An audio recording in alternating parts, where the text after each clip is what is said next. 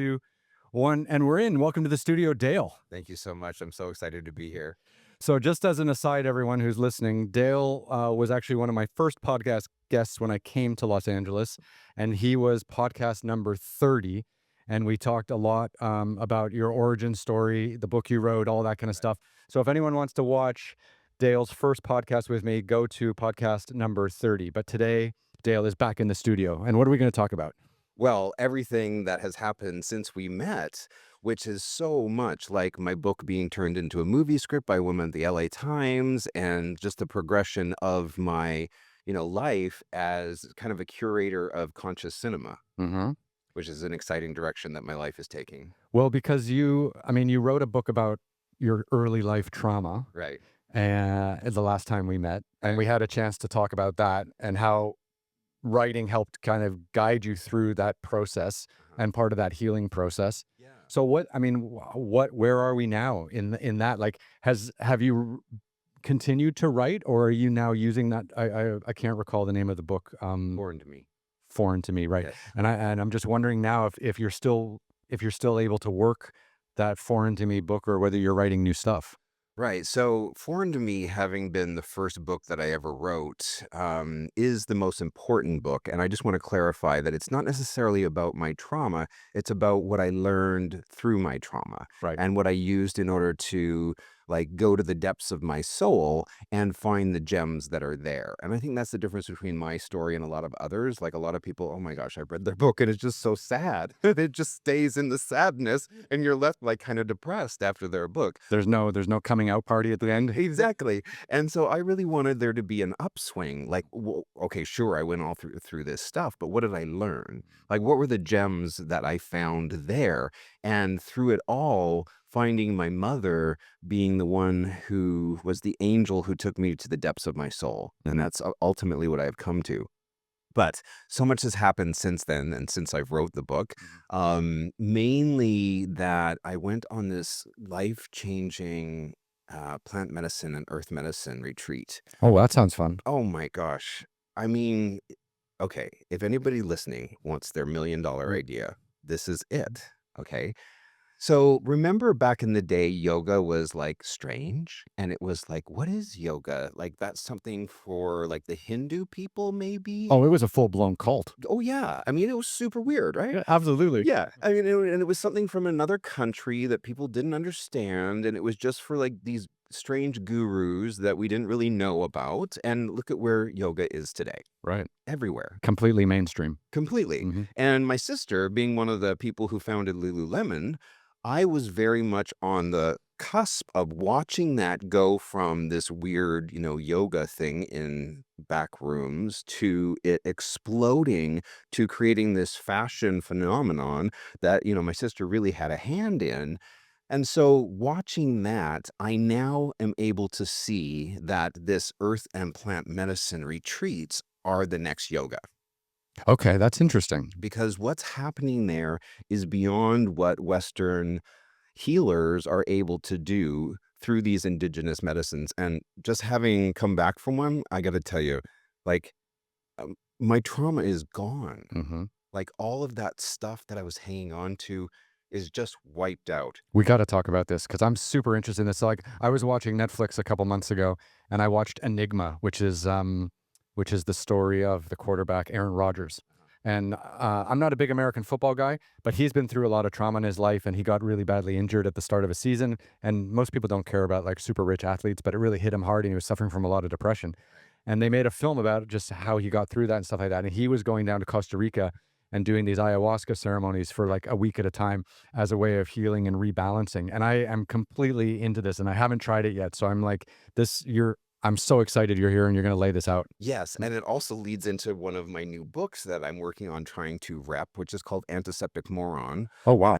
We can get into that in a minute. Yeah. But the experience of going on this plant medicine retreat was so transformative, and I went for a week.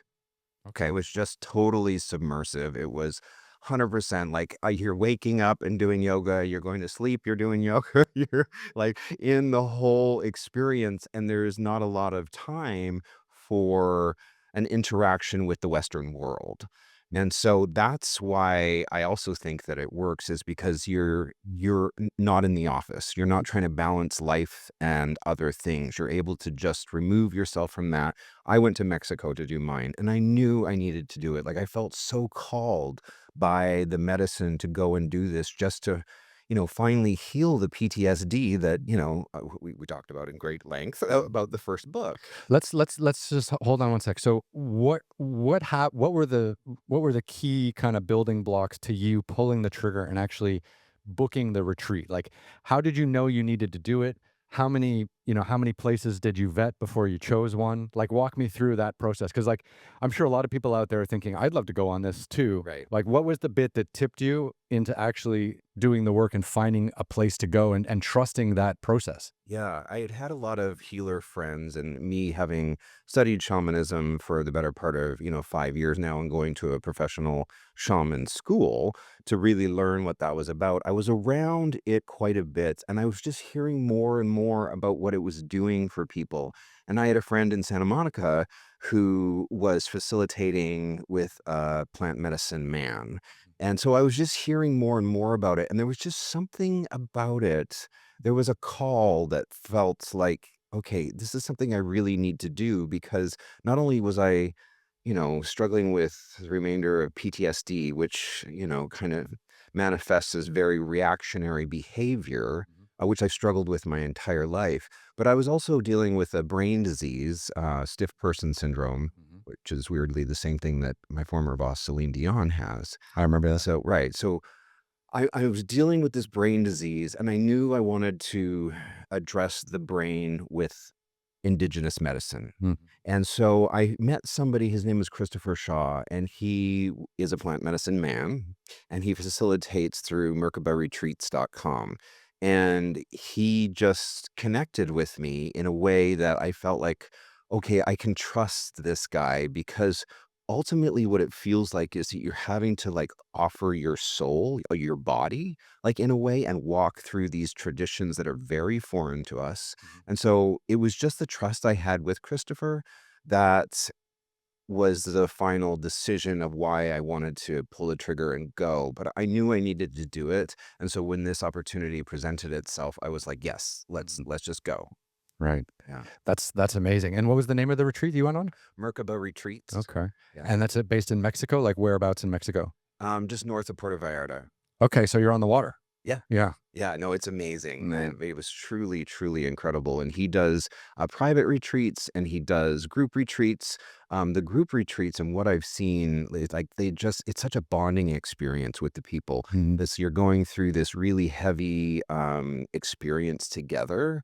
And he does Bufo, Cambo, and mushrooms. Okay, that's the three medicines that he uses. And it really did not only treat, like, the PTSD and stuff like that, but I haven't had really any of the dystonia or stiff person syndrome since then. Mhm. And so he treats the body, he treats the mind, and he treats the soul. Amazing. So what were those 3 ones? I got the last one, mushrooms. What are the first 2? Cambo and Bufo. What are those? So Cambo is a frog paste where they essentially burn your skin and peel away the top layer, and then they put this frog paste on your skin, and they do it through different gates, in the same manner that they do, what's it called when they stick those pins in you? Like acupuncture? Yes. Mm. So it's the same gates as acupuncture, and they use those to apply the frog paste, and then And the you fraud paste has like a psychedelic? no. Oh. Your body heats up and heats up and heats up to the point where you throw up. It's a purgative. Oh, And wow. so the prep for it is just drinking copious amounts of water. And so at no time do you feel sick at all. You just feel full of water, and then your body flushes, like, feels really flushed, and then you heat up, and then you throw up, and then it's over. But it has these 9 peptides that they found that are completely transformative, because, like, the way they say it is the medicine knows where to go in order to heal you. I don't completely understand that. But Well, it did. the body knows where you're hurting, Right. and they send white blood cells there. So that kinda makes sense. Like, if whatever's going into you jumps onto the white blood Yeah. cell train, then Yeah. that kinda makes some sense, right? Yeah. Yeah. And so it's all done in a very ceremonial way. But like it really did heal my brain issues that I was really struggling with in terms of a brain disease. Hmm. So, That's incredible. And when did you go on this retreat? first week of April Last year or this year? this year. Holy shit, you're fresh off the Yeah. you're fresh off the retreat. I am. Yeah. Yeah, and it was so transformative. And then so that's the Cambo. The Bufo is hallucinogenic, Okay. and you go into Bufo land, and you have well, it really breaks the fourth and fifth dimension. And I mean, every time I did it, it was so transformative.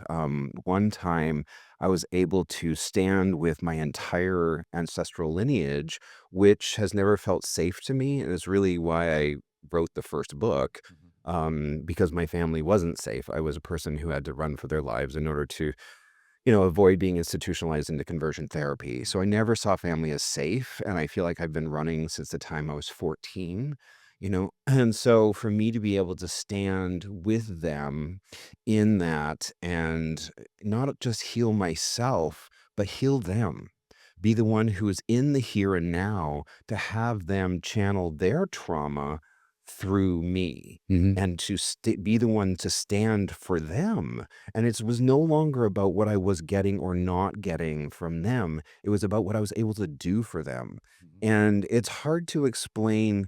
And it's one thing I learned when I first started studying shamanism is that the indigenous people really use inkling and the imagination as a portal to information. And so when that gets cracked open and you're completely beyond the fourth and fifth dimension, beyond space and time, and able to like literally do anything, Mhm. I was able to experience myself as one of the most powerful shamans on earth. And once you know yourself as that vibe, that changes you. Completely. Yeah. Yeah. And so you come back so much more powerful. Mhm. You come back so much more calm because you know and have had the experience of jailbreaking the matrix, of being able to get it all to bend to your will, to be the one who walks into the room and affect the room, Mhm. not be affected by the room. Yeah, it's a big change, right? Big change. Especially in the energy you give off. Right. Yeah. Yeah. So that's Bufo, and it's incredible. I mean, I've never had an experience like that. And then in the mushroom ceremony, that is where the title for this book, Antiseptic Moron, came from. Mhm. Because I was being taught by Christopher's guru who was in India. So I'm being taught by this man who's in another country that I've never met before. Talk about jailbreaking space and time. Mhm. And so during the mushroom ceremony, And that's a hallucinogenic also. yes, Yeah. it was so wild. I mean, I really almost don't have words for it. As soon as it started, there was now, mind you, let me just set the stage here a little bit. Mhm. We're on the third floor of a cement building. Oh, wow. And the entire week we had been there hadn't been a single bug on the patio, Okay. not one. And as soon as we start ceremony, this entire swarm of carpenter ants flies in through the window. And I'm like, am I really seeing this? Like, what is going on here? Like, how is this possible? And so I look to Christopher and he's directing me because once ceremony starts, you're not allowed to speak. Okay. Right. Yeah. So I'm just like wide eyed looking around, like, what is going on? Am I really seeing this? Is this like, because it was blackening the sky, it was darkening the sky. There were so many bugs. Yeah. And Like they, an infestation. yeah, Yeah. absolutely. Now, were you hallucinating it or was it real? It was real. That's fucked up. Well, yeah. Yeah. And so this swarm of bugs flies in through the window and lands on me. Mhm. And Christopher's teacher from India then starts speaking to me in my head. Oh, wow.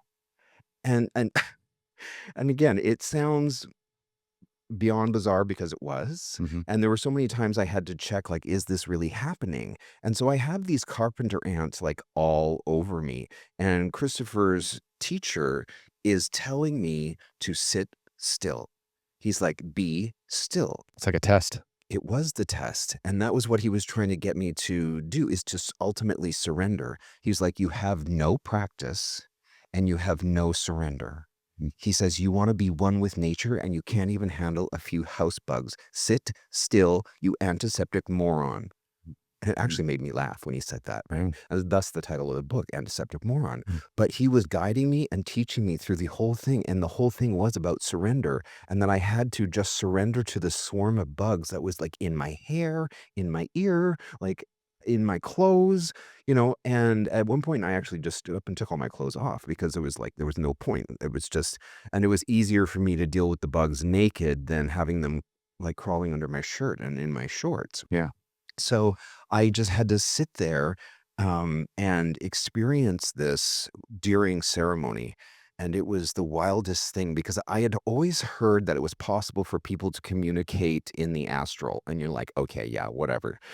But to actually have it happen, to actually have Christopher's teacher be speaking to me as if he was in the room Mm. in my head. And you have to read the book in order to really get a sense of how dramatic it was. But anyways, that was my mushroom ceremony. Sounds amazing. It was I don't know what it was. Yeah. It was terrifying. It was as if, and again, you have to offer your body. And that's why a lot of people like aren't into it because it asks a lot. And often you're terrified. And my graduation was I had to slather myself with honey and throw myself into the sea. Like, there was so many ceremonies that of indigenous nature that I didn't understand, that I was completely uncomfortable with, and yet I knew I was willing to walk through that door because I was gonna do anything in order to experience indigenous tradition. Now understand, half my family, well, not half, but a good part of my family is indigenous Canadian. Mhm. I don't know if we talked about this last time. I can't remember actually. Where from in Canada? Middle of British Columbia, they were in a tribe like Prince George. Oh yeah, beautiful part of British Columbia. Yeah. Yeah. So anyhow, my dad's sister married a full-blood indigenous man, and my cousins were raised on a reservation. And that's why, like, even in the first book I ever wrote, Foreign to Me, shamanism and the indigenous ways continue to surface because they were such a light of hope for me. Because just in that, in knowing that there were other people, my cousins, namely, being raised with a different like set of rules, a different way of thinking, a different school of thought. Mhm. Like that's ultimately saved my life because what I was being raised with was so cruel and punishing. And like I told you, at the time I was 14, I feel like I was running away from home. Mhm. Not easy. I think we did talk about the indigenous background and, Yeah. and your cousins and stuff last time. It's starting to ring a bell. Yeah. Yeah. Yeah. Well, that's pretty powerful. So what was it that triggered you to actually make the leap and go on this retreat? Because like had I know you've been dealing with trauma, I know you've been dealing with PTSD and stuff like that. Like, were you just completely fed up with modern therapy, with modern pharmaceuticals? Like, what was the failure that forced you to have to go on this retreat basically to find some new direction? Yeah.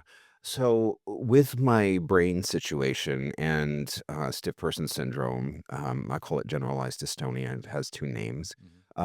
In 2021, I quit all my medications. I was so frustrated because there was no real answers, and they were just like kind of messing me up. And I was so removed and so drugged out and so disconnected from my spirit and my soul that I didn't know what was the drugs and I didn't know what was me. And that was ultimately why I decided. In fact, when I found out that one of the medications I was on, its side effect was a movement disorder, that was the last straw. I was like, you people don't know what you're doing. Because you already had the stiff face syndrome. Like, Yeah. yeah. Yeah. So that's when I took my power back. Essentially, I'm like, no, I'm not doing it your way anymore. I'm going to do it my way. And I just started meditating for like 3 hours a day. And I just started really pursuing energy work as my solution. That I was going to root out of my system that which was, problematic. And I just felt like, and having been a classical ballet dancer for a better part of 20 years, I was very familiar with what lives inside of me, right? My composition is. And I just felt like with that training, because I had danced and performed many seasons injured, and you have to find other ways to compensate for the injury in order to still perform. Hmm. And so I had that within me, and I knew that I could find another part of the brain to rewire into a healthy manner rather than dealing with, what was showing up. Right. And it's amazing though. It still took you like 4 years of trying to find a solution that on your own, right? Sorry, that there's a little bug in here. There we go. Trying to find a solution on your own. Like it still took you 4 years Yeah, of kind of trying a few different things, trying to take back ownership over your mind, body, and soul. right. And I that's the process that scares me the most, really, is that because there's probably a lot of other people out there that are in, year 2 of that 4-year kind of transition into trying to take control back or try to find some kind of, like a healthcare solution that's, again, plant-based? Yeah.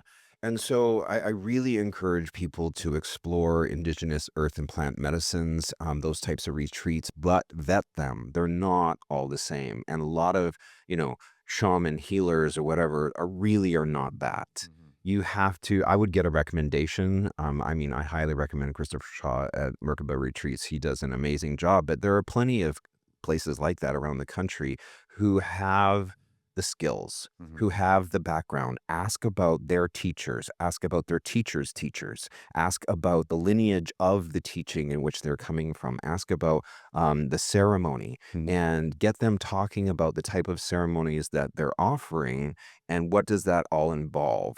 And if it all feels kind of superficial, Mhm. it's not real. If it's grounded and rooted in honest tradition, and especially indigenous traditions, and there's a lineage of teachers there, then that's probably okay. But trust your gut and interview a few people. Yeah, no, it'd be good. I hope a lot of people reach out, after watching this and they can contact you directly or maybe Oh, for sure. leave some comments down below and we can Yeah. maybe I can put the link to the retreat also and Yeah. that'll maybe help some people along the way. Yeah, Yeah. definitely. I can't speak highly enough about it. And, these types of medicines are just now being explored in this country. Mhm. And that's the good news. But there is hope, there is answers. For people who are struggling, especially with any type of brain disease, like these are so much further ahead Mhm. in treating depression, PTSD, anything like that. It's crazy what's going on in Mexico because there's so much stuff here. This is kind of like we're pulling back to to the 360-degree view of what's going on. It's so interesting that there's so much that's not allowed to be done here in the United States because the pharmaceutical industry hasn't figured out how to monetize it yet, right? So they just ban Right. it. And then there's this whole industry growing up in Mexico where you can go and have stem cells put in your knee if you tear an ACL, or you can have stem cells put in your back to deal with chronic back pain, and you can do plant-based medicine if you're dealing with PTSD or depression. Like there's all kinds of remedies that are coming up which are sitting in Mexico because they're not allowed in the United States. How fucked up is that? Yeah, no, it's a whole different world, and I think it's because they haven't, sterilized Mother Nature in the same way that we do here. Like, they don't have HOAs. Mhm. They don't have ways to regulate Mother Earth in the same way that we do here, where we just sterilize everything to the point where, like, Mother Nature doesn't even exist anymore. Yeah. Terrible, right? I Like mean, she's not even in our food. no, it's all artificial. Yeah. Yeah. Killing us slowly. Yep. Yeah. For sure. That's amazing. So congratulations on going through this kind of transformation. So now it's what? It's June now. So you've been April, May, June. So you've been kind of 3 months, 2.5 months on the other side of Right, this, right. and you look great. Well, thanks. Thank I you. I feel great, and the biggest shift, honestly, is in the change in my consciousness. And the reintegration into regular life was surprisingly difficult because through that process, it just burns away all of your association with the ego. Right. And so what happens is you kind of have the emotional state of like a newborn and interacting with loud situations, interacting with even, music that is applauding the ego. Like, I don't listen to secular music anymore. I don't go to movies. I don't watch TV anymore because all of those things are really applauding the good versus evil paradigm. And I'm just not there anymore. I really have elevated to the oneness of what is. And so that has been the biggest shift, is that I now no longer see my fellow man as something I want to hang out with, because most of them are still applauding good and bad and right and wrong. Or especially in today's climate. Right. Yeah. You know, and there is a whole nother way of being beyond the ego, but the egoic mind, the mind that is riddled with ego, can't understand itself beyond itself. And so people can't even understand like what you're talking about, because and that was one of the biggest surprises when I first went to shaman school. The first thing they told me was, You're not allowed an opinion." And I'm like, Okay. Wow. "Really? Mhm. Like, you're not allowed I mean, look how crazy the world is. You're not allowed an opinion Mm. on any of this?" And they were like, "No." And the indigenous people view opinions as too costly to one's soul. Oh, that's a nice way to look at it. Right? Yeah. So to hold an opinion is to mar your own self, to harm yourself through opinions. And if you ask people often, when you get to the core of why they're so unhappy, it's because of their opinions. Hmm. Right? So when you rid yourself of opinion and you move to a place that everything actually is as it should be, and that, mankind and human consciousness just working itself out is a very necessary thing, Mhm. you're able to remove yourself from the good and bad and right and wrong paradigm and just see everything unfolding as the way it should be. And then you don't even need an opinion. Right. It's happening, Yeah. and you're above it, Yeah. and you don't have to say what's right, what's wrong, who's winning, who's the losers, Right. who the winners. It just is. And beyond that, like, I don't see my work as being out in the world. So I'm not trying to fix and fight what's out in the world. My work lives in here. My work is found on the other side of stillness. Right. And that was the other thing I learned in shaman school, is that everything that you're looking for in this lifetime is found in one place. Mhm. And that one place is on the other side of stillness. And that's where my work is. And that's where I spend my days connecting to.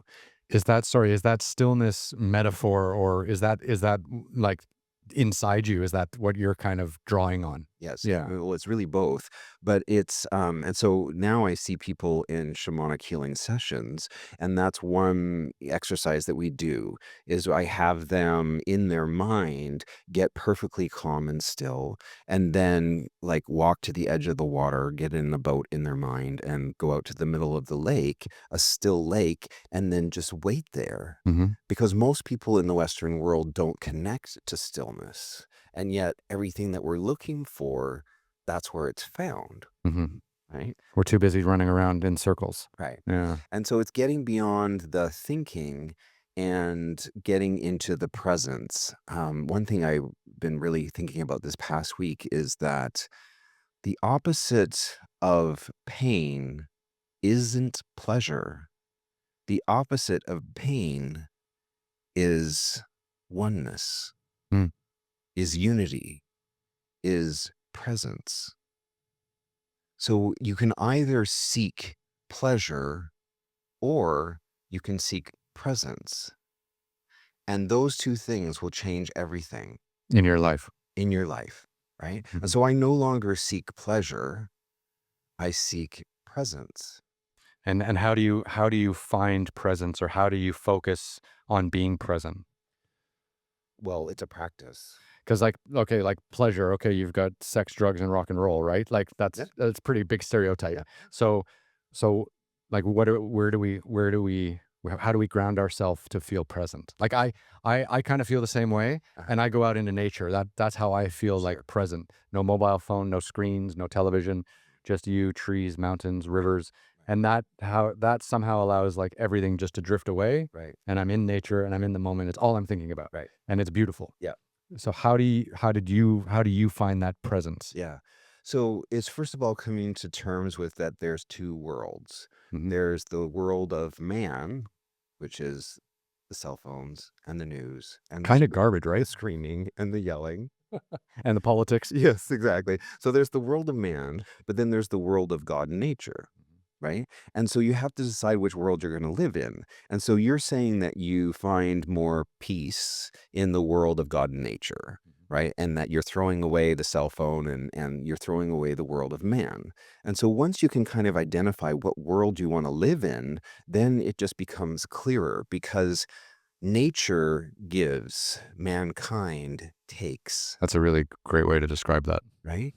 And so that's why nature's so restorative because it gives and it gives and it gives. And it's just the nature of Gaia, which is just this always unending, unfolding, blossoming and blooming and growing and, evolution that way. Whereas mankind is just always, trying to get something, get somewhere, do something.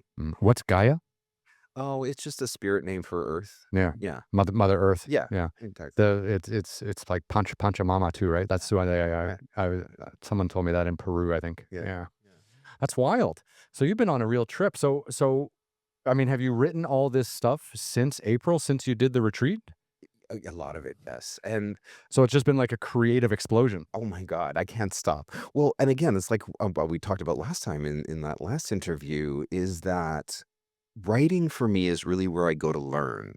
And that's why I describe what I write as channeled work, not written, because I'm learning by what's coming out on the screen. I'm not directing of my own mind. And so there's never like this writer's block because I'm not the one writing it. I'm just the channel or the conduit to which wants to come out. And when I started, it was like uncapping a fountain. I couldn't turn it off. And where was it coming from? Well, that's up for debate. It depends on who, I mean, I would, the more people who want to feel special would say it comes from a god or it comes from, some other entity or being.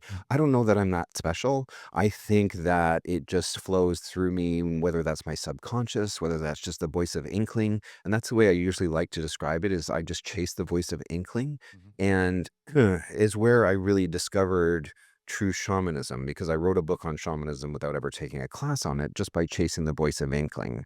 And when I was able to take it to an editor who had their doctorate in shamanism, I was just so desperate for answers. I'm like, is this nonsense? Like, what is this that I'm doing here? Like, why is this just so coming out of me? It was just thundering through me like this source of information that I didn't understand at all, and that I didn't know whether I could trust. Like, am I actually learning here, or what is this nonsense? Yeah. Yeah, I remember that process you went through the first time around with your agent or your editor. Sorry. Yeah, yeah. Yeah. That's pretty amazing. So, I mean, I you've I mean, you've completely transformed yourself in the last 3 months. I am well, even longer than that because I'm no I mean, I used to have to use a walker to get around the house, and that's how sick I was. I was completely disabled and going through the process of going from being a professional dancer to becoming disabled, like that's why I had to write. Like I just had to get this stuff out because it was such a heavy burden to bear, and it's why I wanted to write the book the way that I wrote it because I put my experiences on a fictional character so that I could solve my problems from a arm's length transaction. Right. And so I put my problems on this fictional character and then I started advising him, which was both me and not me, Mhm. on how to deal with this. Because what do you do when your past is crap and your future is crap? Yeah, you're stuck. Right. Mhm. So ultimately, it was a process of me helping this fictional character discover why dystonia was his superpower. And that was the journey I went on. Right. Wow. And sorry, you got someone from the LA Times to write a screenplay for that? Yes. Yeah? So, yeah, super exciting. Elena Karina Brine, who runs the Festival of Books poetry section, She's a brilliant, brilliant, brilliant mind. She truly is a national treasure, and she was deeply moved by my books, as a lot of people have been. Like, I haven't had a huge readership, but really important people have read it, like the director of the Celestine Prophecies. And why that's important is because I write in the same genre as that film. That was the first big film that came out that was spiritual fiction. Right. And that's kind of the same genre that I write.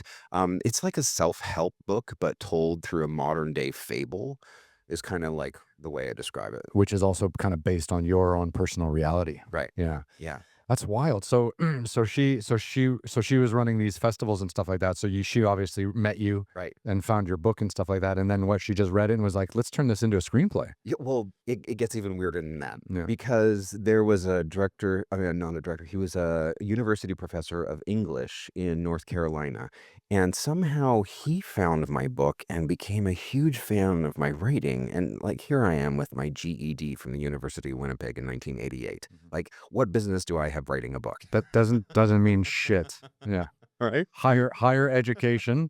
But then there's these professors and people like that who are so turned on by my work because it comes from such a visceral, raw place. Yeah. And he is the one who actually recommended me to Elena, and that's how we connected. But this gets even weirder. So when Elena and I first met, I went to her house and she had one of, so I make quilts is just a fun thing and I sell them on Etsy and stuff like that. She had one of my quilts on her sofa. Oh, you recognized it right away? Yes. Did she know she was buying it from you? She didn't buy it from me. She bought it online. No, she got it from a friend, from a neighbor who bought it for her. Mhm. So, like, the synchronicity of it all was just so bizarre. Yeah. I walk into her house and she has one of the projects that I made on her sofa. Yeah, with your own two hands. Yeah. Yeah. Sure. That's wild. And you guys just hit it off right away? Yeah, for sure. Yeah. So how long did it take for her to convert your first novel into a screenplay? She's still working on it. We're giving the summer to finish up the movie script.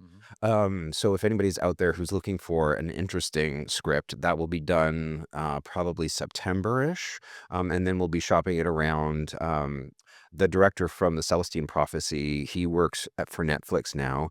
So we have some interest there. I have another contact over at DreamWorks, and we have some interest there. So, there's things in the works, but we're just getting through the process of actually finalizing the script now. That's wild. And you'd want to shoot it like live action? You have you ever or did you want to do like animation? Like I'm just curious where your head is at with that. Because sometimes these like fantasy novel things end up as animated films and they actually end up being really beautiful. Yeah, I'm open to whatever it wants to be. I just want the message to get out there because I feel like it really meets people where they are. The fictional character that I created is a former hooker.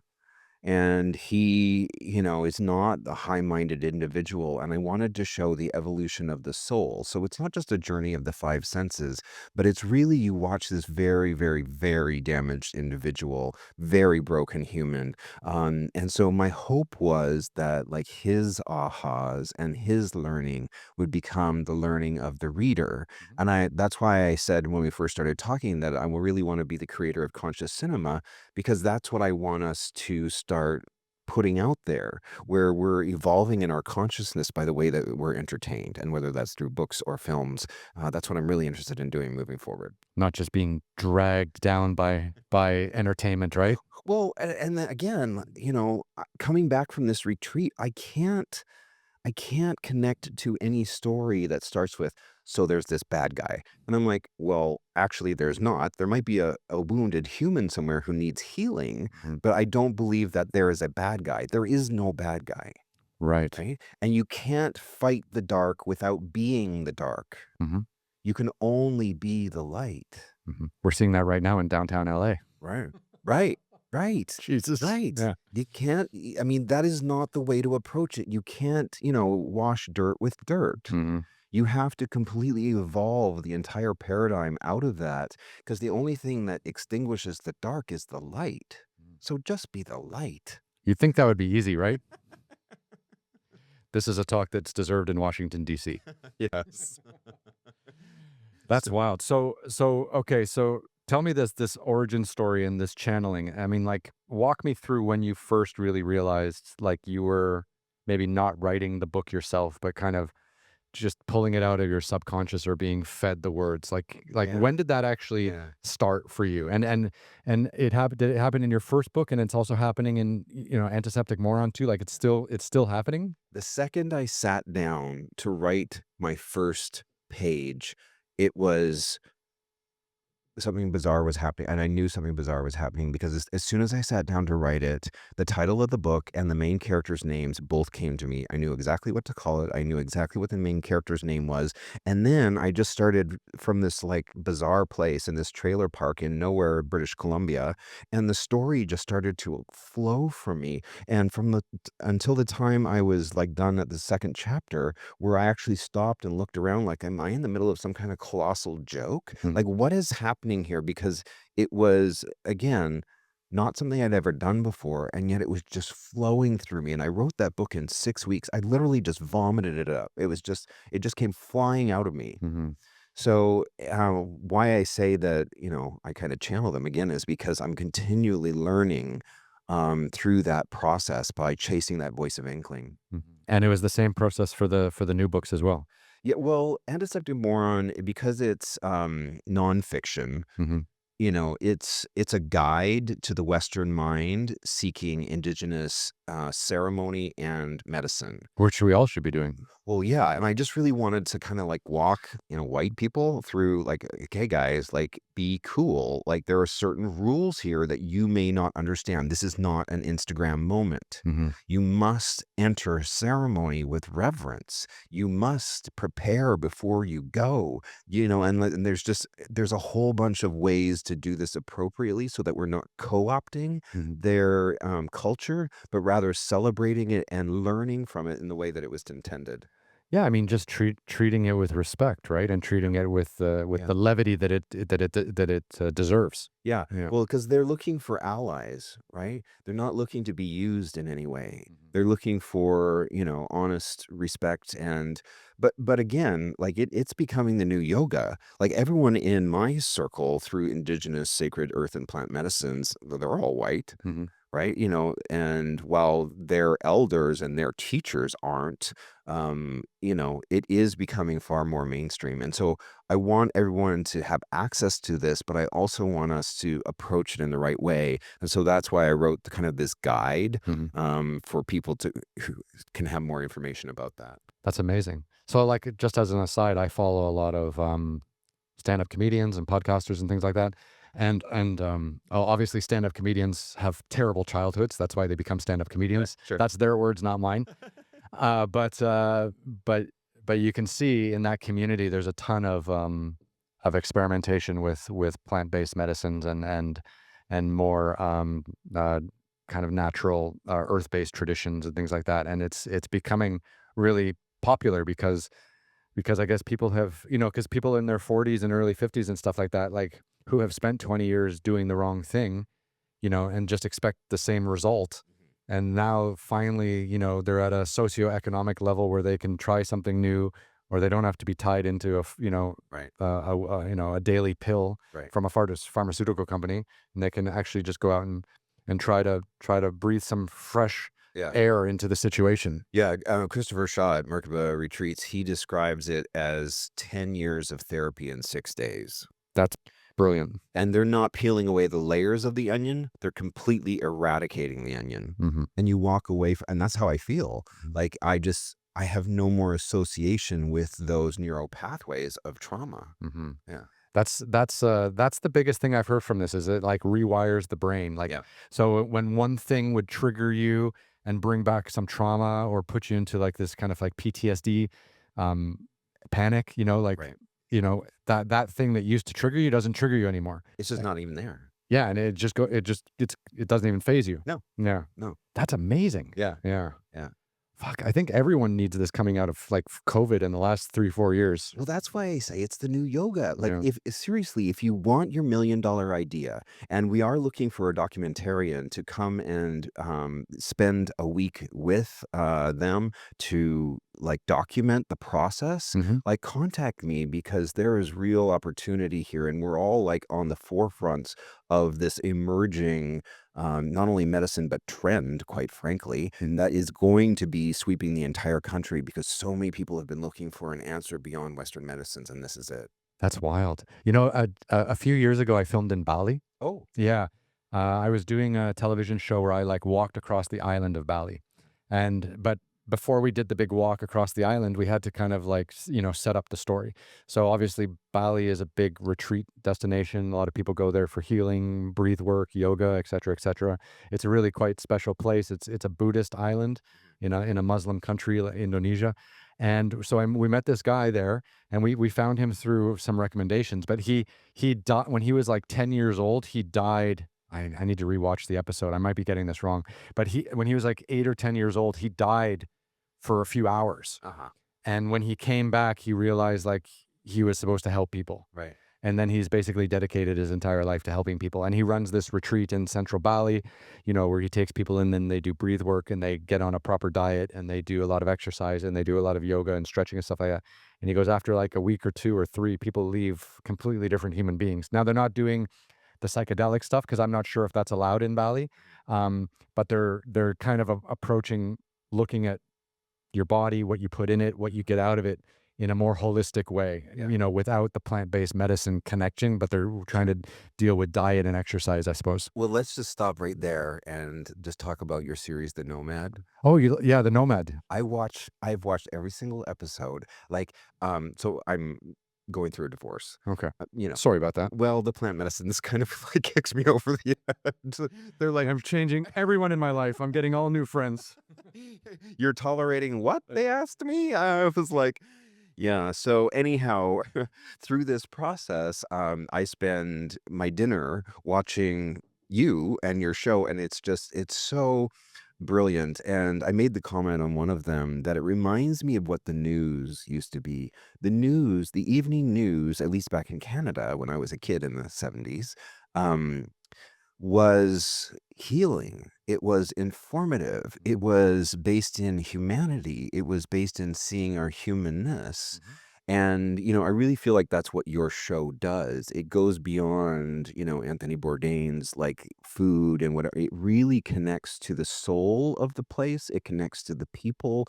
And it's just a lovely thing to experience. So thank you for bringing that level of show to the internet. Thank you, and I'm humbled because you just said 5 minutes ago that you don't watch TV anymore, I don't. and you don't, but you're still enjoying my show in Yes. some way, shape, or form. So I'm very thankful for that. Yeah. We've got to. Did I ever tell you how we got into that? No.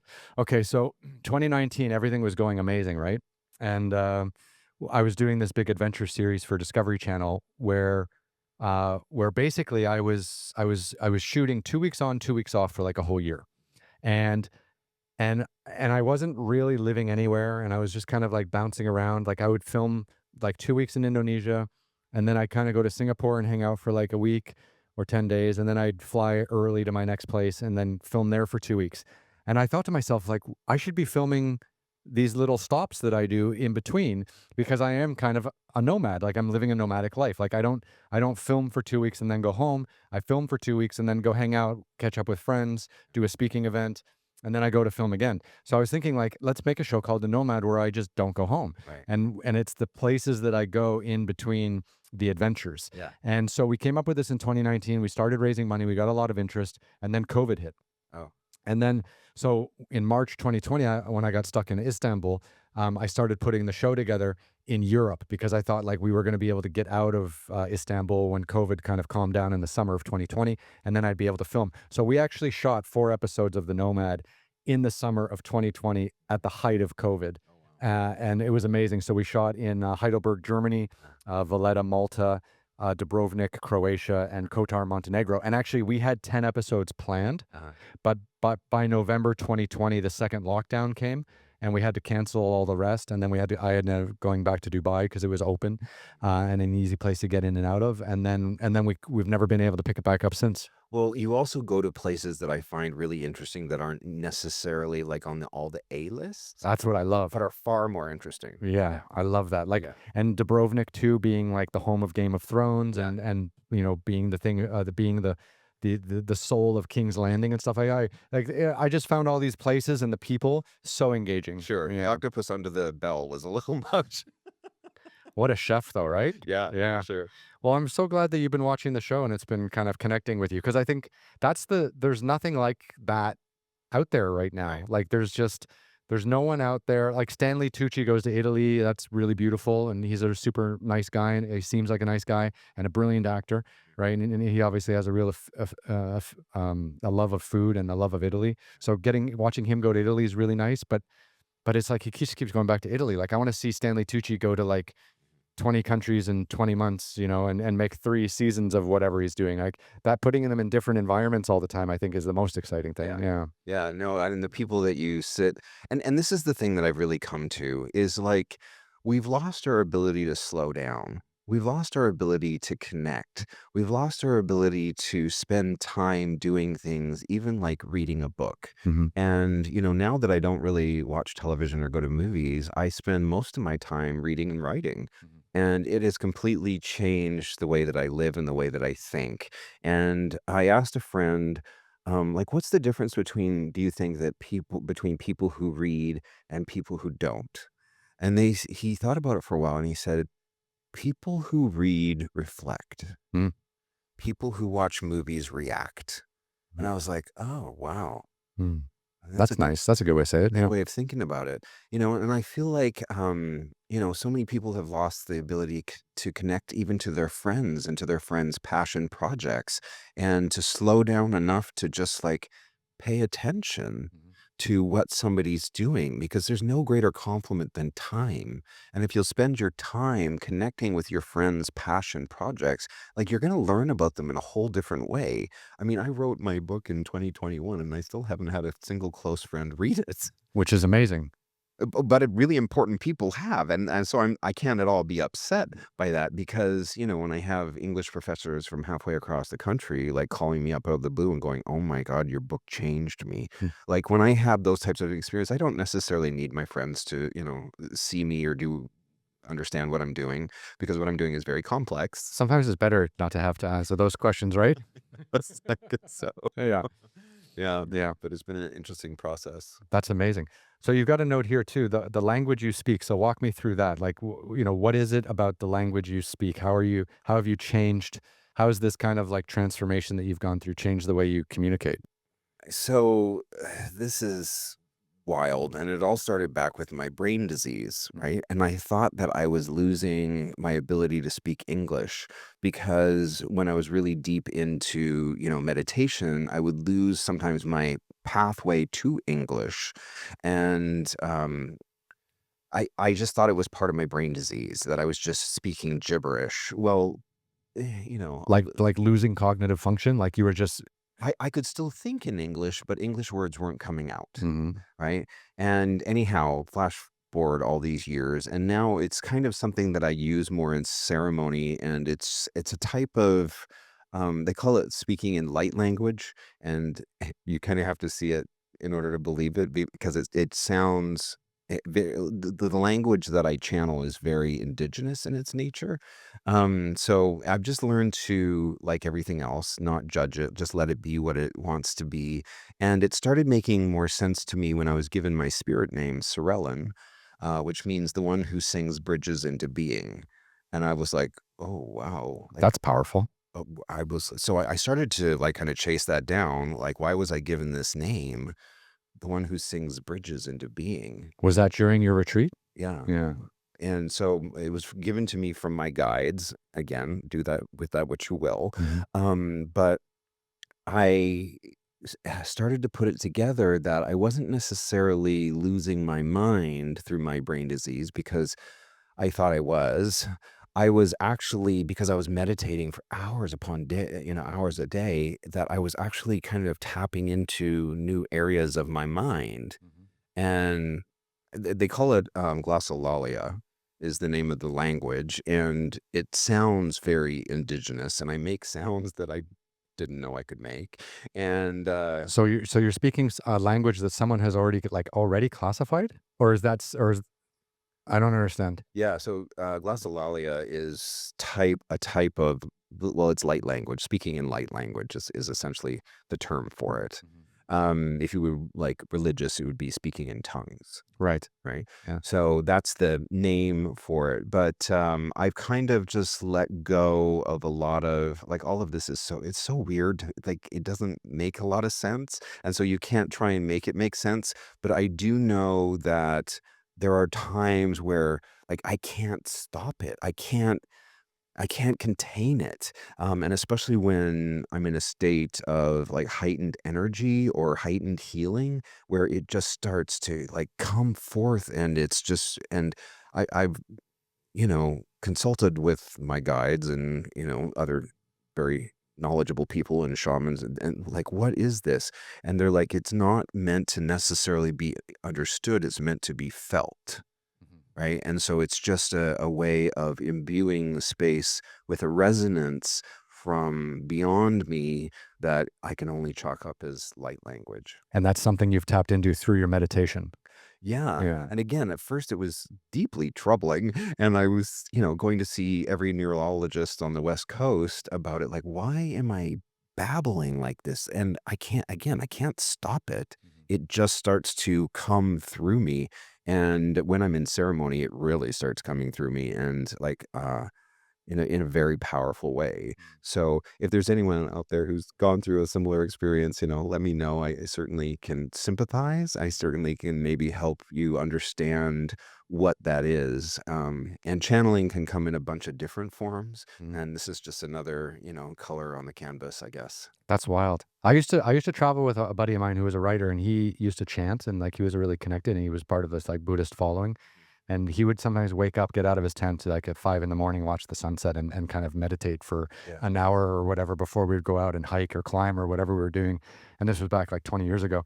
And and he would chant and mumble a bunch of stuff, and eventually, like after a certain amount of time, it would be completely incoherent.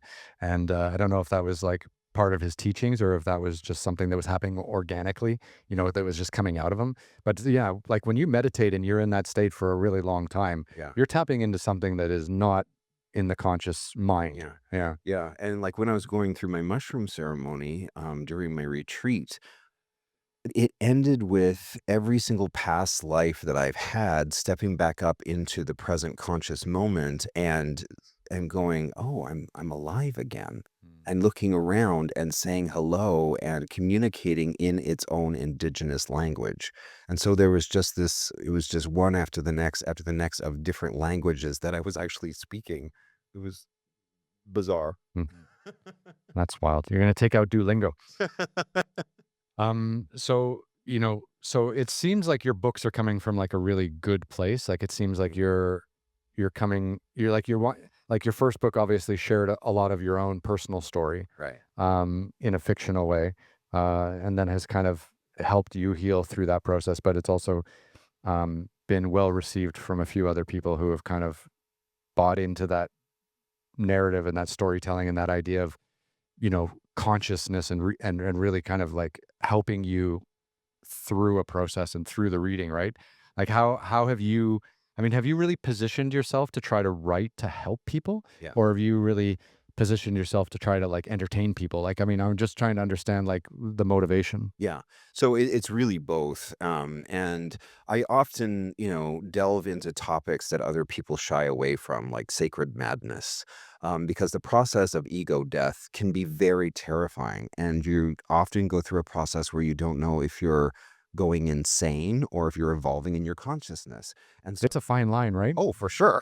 Like, am I going like nuts? Am I like, what is this all about? And so, Or am I evolving into a higher being? exactly. Yeah. And Sorry to interrupt you, but yeah, I think about that all the time. Like, am I losing my mind out here, or yeah, am I just like toughening up? yeah, yeah, exactly it. And so, my first trilogy that I wrote that I self-published is called Journey of a Dark Shaman. And now I've written Journey of a Light Shaman. And it again is an evolution of a very broken person in their soul. And so while I want it to be like really entertaining and often a bit terrifying, like the journey itself is kind of crazy and it's wild and it's fast paced. And so it's like in terms of like the entertainment, like it's definitely there. Hmm. But I also really want people to watch these people evolve in their consciousness and learn through what they're going through, especially the sacred madness bit, which is what I just wrote in the last trilogy. But to watch, so book one in Journey of a Light Shaman is Zenith's Peak, and that one is really him and unraveling. Book one is all about his descent into sacred madness, but then book two is about him being trained as a very, very powerful shaman. Mm. And so it's really interesting for me to go, okay, what would this character's next level be? And then what would their next level be after that? And then where would they be after that? And so I'm constantly trying to evolve the consciousness of this very powerful being while also kind of lifting the veil in terms of what does that type of training involve. Like, most people haven't even been through the process of discovering their spirit animal truly, right? And so they find that fascinating. What is that ceremony? So for me to lift the veil on those kind of indigenous traditions, a lot of people find really interesting. That's wild. And now, so the goal is to kind of um, take that consciousness, that awareness, and turn it into cinema. Like Right. now you want to kind of take the theme and the power of these books that you've written, and kind of reach a bigger audience Right. through cinema. Because I think that the only way we save ourselves at this point Hmm. is to evolve in our consciousness collectively. And it all starts with abandoning the concept that there's a bad guy, right? And most movies, I mean, in most books, historically speaking, there's always a bad guy. In business, in politics, and Right. everything, right? It's Right. like, In religion, yeah, competitors, right. It's all good versus evil. which is wrong. Well, exactly, because you can't punish the bad guy without being the bad guy. Right? And so it's like helping us evolve past that paradigm and into a whole new way that if they're acting bad, they're not bad. They're just hurt. They're broken. They're wounded. They need help. How hard is it to take the moral high ground? Not hard at all. Once you've been through a medicine retreat. Right? I mean, that's the thing. I think you just nailed it. It's like you can't just take the moral high ground or look the other way when someone does something bad to you unless you've trained yourself and gotten out of your own way. Right. And I think that ego death is the most important thing, because when someone fucks with you or does something to you or competes with you in a direct way, your ego takes over and you just want to crush them and kill them, and Right. and leave their bones by the wayside. And Right. but this is that you're right though. This idea of evolving in ego death, and not seeking out that revenge, or that to win or lose, Right. is the key. Again, the mind that's riddled with ego can't understand itself beyond itself. But once you have eradicated the ego, once you have burned it, torched it, so it does not exist anymore, when somebody is terrible towards you, you see them as wounded. Mm. You don't see them as terrible. And so you want to get in there and help them. You don't want to harm them. And so that's ultimately the paradigm shift in our own minds that we need to acquire in order to begin to heal one another, not harm one another. Yeah, there's a lot of people in the world though, right? Oh, yeah. How do we heal them all?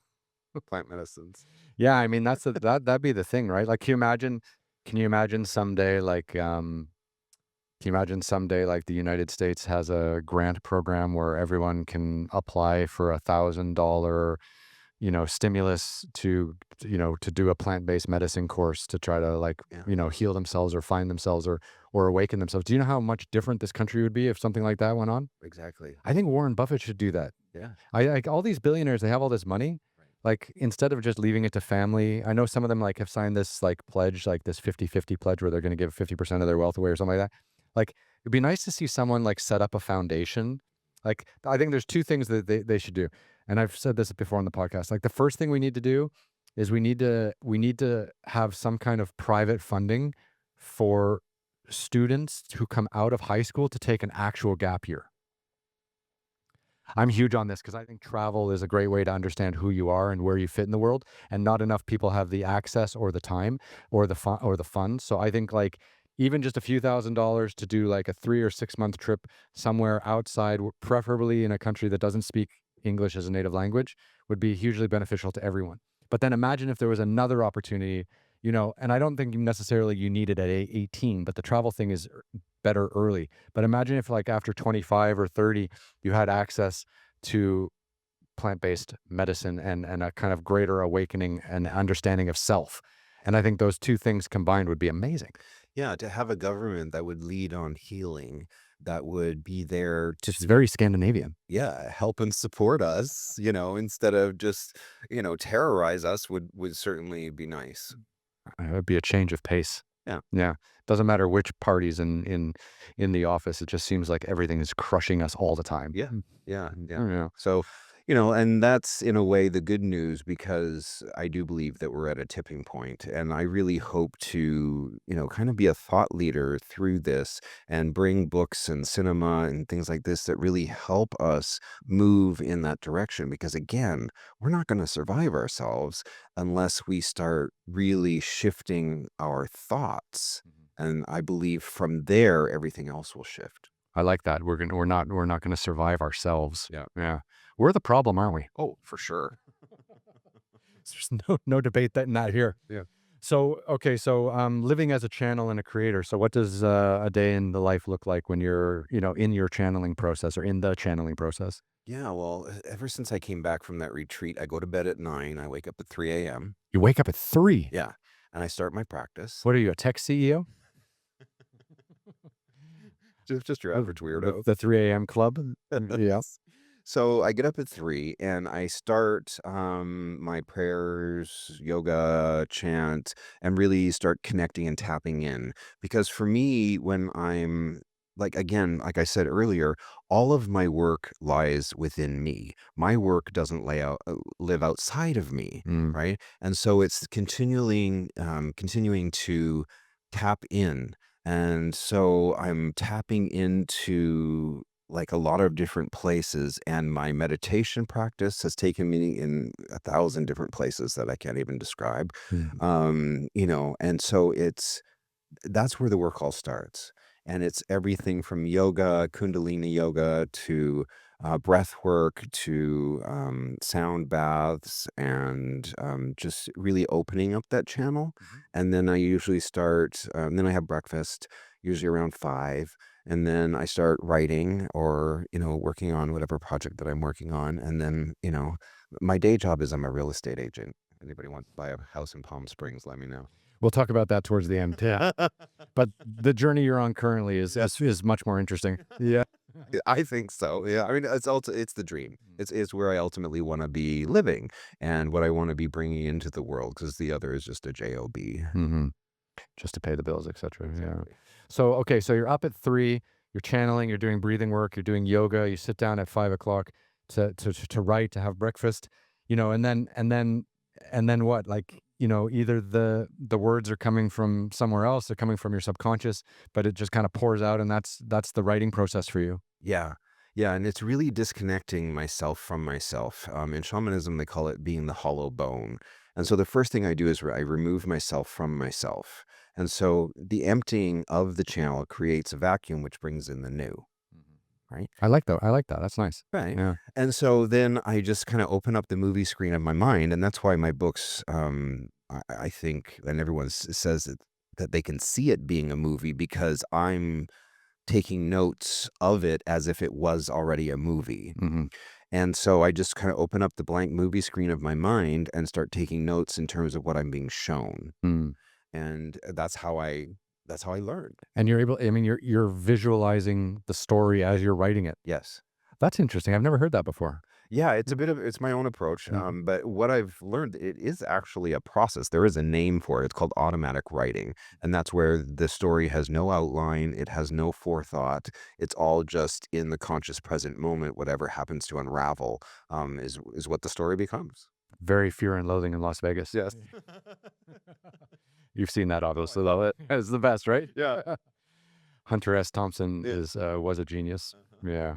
Well, that's amazing that you found that path forward to allow you to channel into that. Like, I like that idea too, of like emptying out this vessel to then replace it with whatever's going to come out of you, right? Yeah. Yeah. Yeah. That's quite cool. And then so then you're a real estate agent during the day, and then what does your evenings look like? Do you turn off the real estate agent and go back to this kind of thoughtful, elevating vessel Sure. of a human being that's kind of beyond ego? Yeah. Well, I mean, my day really now consists of trying to maintain a high vibration always. And so I'm always listening to high vibration music. I'm trying to have high vibration conversations, although in real estate, that's not always possible. you know, Painful. yes. And so I'm constantly aware of that. So I'm not, like we talked about, you can either um, chase pleasure or you can chase awareness, Mhm. right? And so it's always that awareness that I'm trying to chase, not the pleasure part. So once I'm done with quote unquote work, I'll hang out with friends or whatever. But for the most part, I come back home and I have a couple shows that I like yours, which I watch when I'm having dinner. Thank Uh, you. yeah, I'll try to make some more for you. I Mm. appreciate that. Yeah. And then I either read or write, and my whole life really is around reading or writing. And I was reading this one book. I read a lot of books on gurus because I find them really fascinating how they operate just in their mind. Mhm. And he said, "Why would you read somebody else's book? You should go read your own book." Oh, that's interesting. Right? Mm. And I was like, "Well, that's kind of what I'm doing, isn't it?" I'm kind of reading my own mind because when you read somebody's book, you read their mind, Mhm. right? And so I'm constantly chasing that, excavating that, and then I go to bed by 9. Wow. That's my day. And then up again at 3. Yeah. So what's this habitual prosperity? Oh, so this actually came to me 10 years ago when I first started business coaching school. Mhm. And so I was 2011, I became a business coach for Keller Williams Realty here in Hollywood, funny enough. And I thought, there has to be a way for us to kind of like jailbreak capitalism. There has to be a way for a group of friends to kind of essentially be able to funnel funds enough amongst ourselves in order to support ourselves, right? So that we don't have to necessarily rely on, outside help and things like this, that there's a way for us to internally support ourselves. And so that was my idea. And so 10 years ago, I reserved the URL habitualprosperity.com. Mhm. And it's always been a dream of mine. And so then after I went through this plant medicine retreat and I started connecting with these other high vibrational people, I kind of got a new idea for it. And so we've just gone through the beta testing group right now. But essentially, what it is that it's a way for you to be held in a container where you are loved and supported, especially not just in your life, but in your business. Mhm. And so we did 10 weeks with 8 people, and each person presented their business 1 week. So we had an opening week, and then all 8 people presented their business, and then received feedback on their business. And then we're having our closing week next week. So what happens is that the people in the group were all very focused on each individual's business per week. And the amount of growth that our members have been able to achieve in this 10 weeks has been phenomenal because not only are they receiving direct help, but they're also now really just collaborating with peers who are also of high vibration. Mhm. And so it's kind of just it's this support group, and so we're kind of branching off into the next round. And essentially, if you go through the course and then start doing it yourself, you get $1,000 every time you run the course for loving and supporting your friends. Which seems like a no-brainer. Yeah. Yeah. Now these friends of yours, that you've started this with, like, are they also kind of working in an elevated space like you are? Like, with your mind and with your body and your soul? Or are they kind of stuck in their old ways and you're lending a hand or lending support in that way? Like, I'm just curious, like, how much they've bought into the way you're living and the way you're working. Yeah, each one of them is definitely a unicorn, and I really spent a lot of time finding them to make sure that they were all walking the walk and talking the talk in terms of also being high vibration only, that they don't bring any ego into the group, that it's really just there to love and support one another. And we all know those people who are beyond the ego, who no longer see the world as good and bad and right and wrong, but rather are just there in the current conscious present moment, uplifting everyone. Mhm. And so that's the spirit of the group. And so it's been a really transformative experience for everyone, mostly because of the connection. And I knew that would be the thing. Mhm. that business model would be built on the connections that are made and the friendships that are made over the 10 weeks. So we're not just like helping each other in our business. It's kind of like a BNI group, but for high vibrational people, right?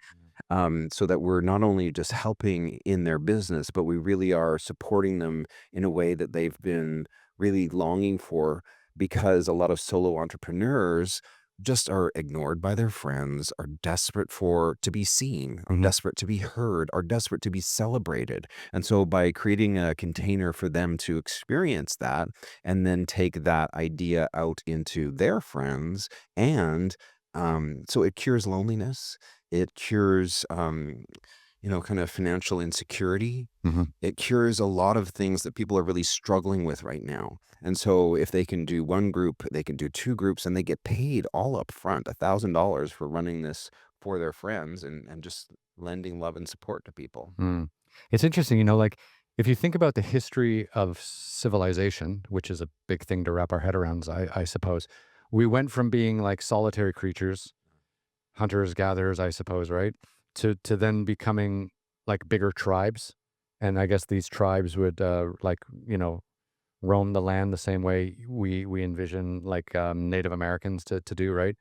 And then and then it seemed like that tribal element was too dangerous and too much to handle. So somehow we broke away from that, and then we started farming, we started building cities, and then that whole tribal element went away. That whole connected community stuff went away, and then it all became about like the nuclear family: man, woman, two children, car, suburbs, whatever. And I feel like that move into like where we are now has completely destroyed the sense of community that we all need to maybe get ahead in life, or that sense of community and support and trust that we need, because the nuclear family is not enough.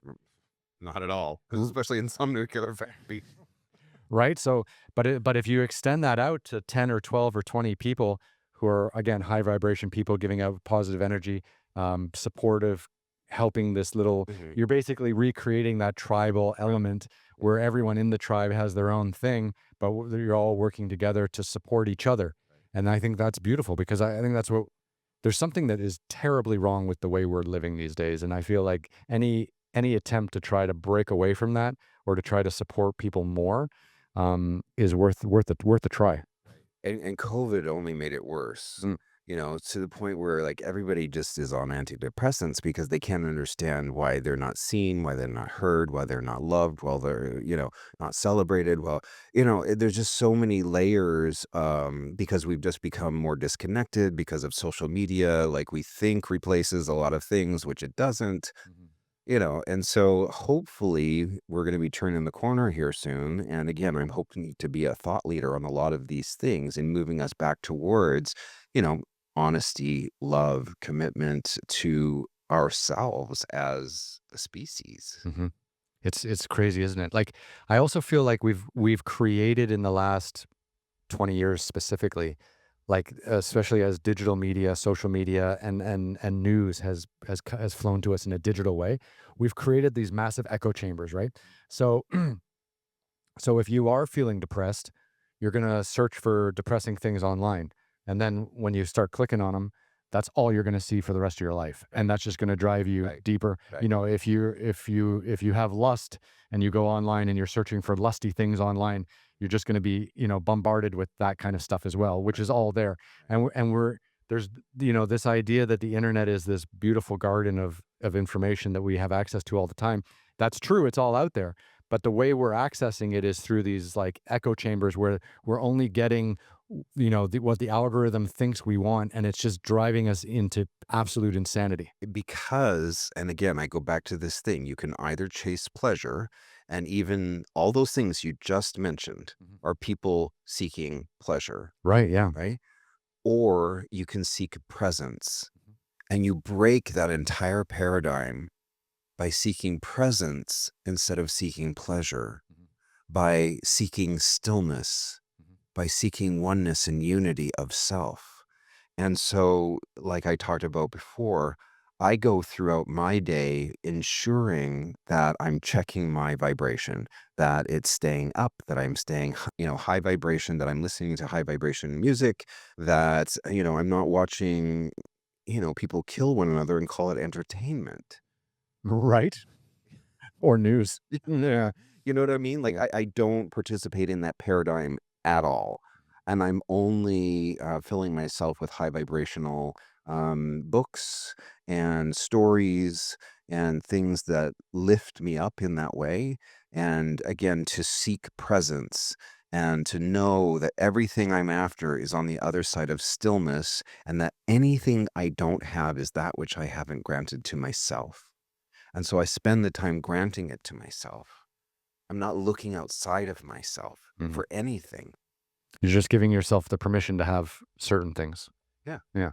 And then manifesting that, through repeating it. And And it becomes so delicious and so powerful to be able to hold yourself in that space, knowing that there's nothing that you need that you cannot grant to yourself. And that's where the power comes from. yeah, because the buck stops with you. Right. Yeah. You're not looking for anyone else's approval. I'm not looking to anybody for anything. So where did you come up with sacred economics? Yeah, that was part of the whole habitual prosperity kind of. And again, we're still in the beta testing of this, but we're going to be launching it here in the next 2 weeks because again, I really wanted to find a way where it wasn't this punitive capitalism that we're all existing in, Mhm. right? So that there could be a way for us to lift one another up and celebrate money in a spiritual way without, having to be terrorized by the economics of what we're all living in. Right. Because we all are. Oh, for sure. Yeah. Which is wild. I mean, how many hours a day do we all think about money when we should be thinking about Right. other things? Yeah, and I'm in a industry that's being deeply affected by the chaos in the world right now. I Mm. mean, people just are not buying homes in the same way that they used to. I mean, they're unsure of their money, they're unsure of the stock market, and so it's really Interest rates are really high. yeah, Yeah. interest rates are high, and so everybody's just. It just adds to the fight and how difficult it sometimes feels in the world. Yeah. Yeah. And it's pretty easy to get totally consumed by that, isn't it? And to kind of let that affect your mood and drag you down. Yeah. Yeah. Yeah, I've been really blessed to have a lot of support from my friends and community, and I also know a lot of cash buyers, so that helps. That's great. We'll get into that in a little bit too, because I do want to talk to you a little bit about what you're doing out there in Palm Springs. But first, you mentioned you really want to like try to build you have a bigger vision of what you want to build. Yeah. So walk me through that. Yeah. So, like, when I see somebody in a shamanic healing session, one of the first things we do is help them get clear on what is their North Star. Like, what is the one thing that all decisions are going to live in service to? What's the one thing that they can write on their North Star that says, everything has to, like, all my words, all my actions, all my thoughts, everything has to be clarified through this one statement. And so for me, that one statement is I am a world famous author whose books get easily turned into blockbuster films that help evolve the consciousness of mankind, the proceeds of which help build a new earth.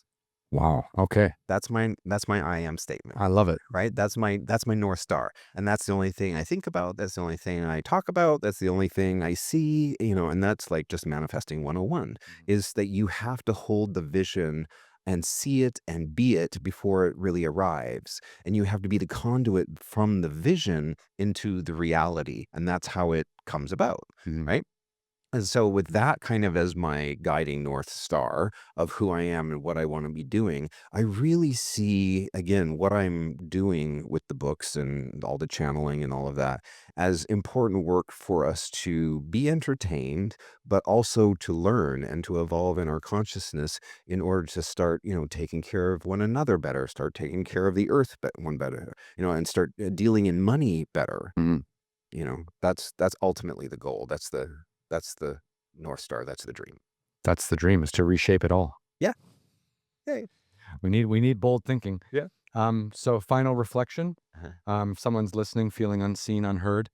or on the edge of their own breakthrough, what would you want to say to them?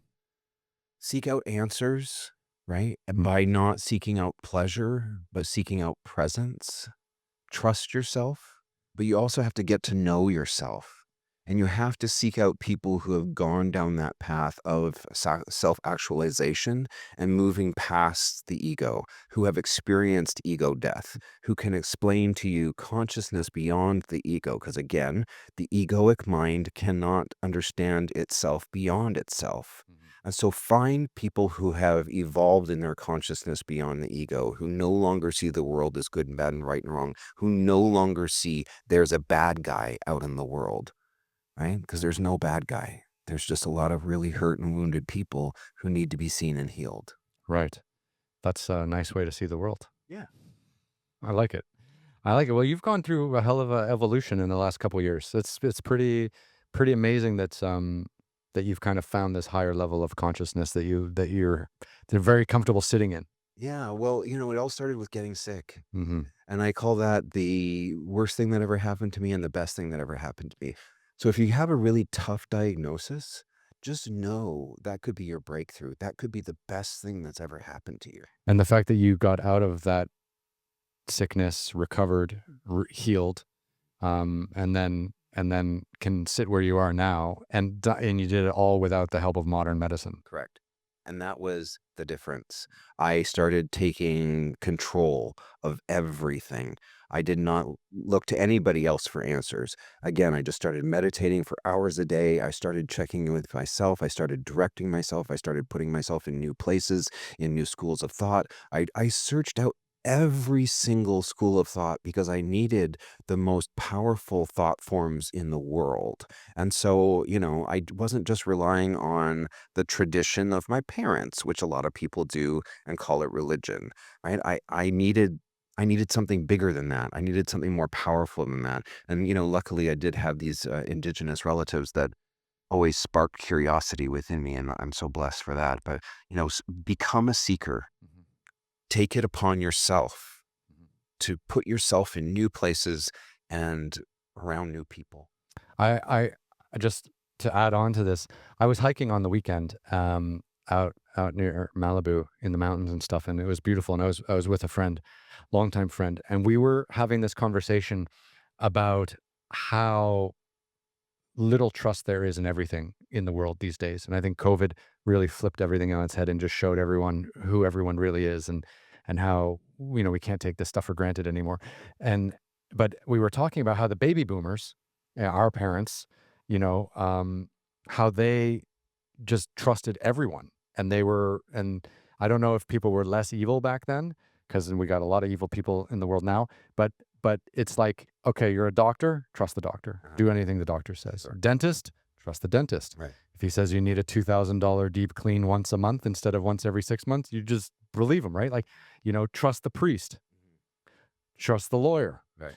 trust all these people. And there was just, I really feel like there was this wholesale like trust that people put in these kind of respectable professions, and this kind of lasted up until 2020, where our parents kind of put that into us, and then that's essentially how COVID happened, is we just trusted everyone that we were supposed to trust to do the right thing, and of course no one did the right thing, Right. and people profited for themselves, and it's a whole mess, and now it's finally kind of unraveling. But we were just chatting for hours while we were hiking, and just saying like how he doesn't even trust the dentist anymore. He doesn't trust his doctor anymore. He doesn't, because everyone's just trying to profit off of him, and it's exhausting. Right. And how this blind trust that our parents seem to have in institutions and people is completely eroded. And I think we're seeing that all play out in our political world, which is absolute chaos. Yeah. Yeah. Yeah. No, I totally agree. Yeah. And, that's a double-edged sword like anything. Mm. And not having trust in others is one of the benefits of the abused child. Right. And that's why they're so magical, because they don't trust parents. They don't trust others. And so they learn to become completely self-reliant. They learn to read the room. They learn to trust self beyond others. And so in that, there can be your own magic. Right. Yeah. No, it's true. If you grow up just happy go lucky, you're just gonna end up trusting everyone, and then you're just gonna get fucked later. Not figuratively fucked, proper fucked. No. What was that?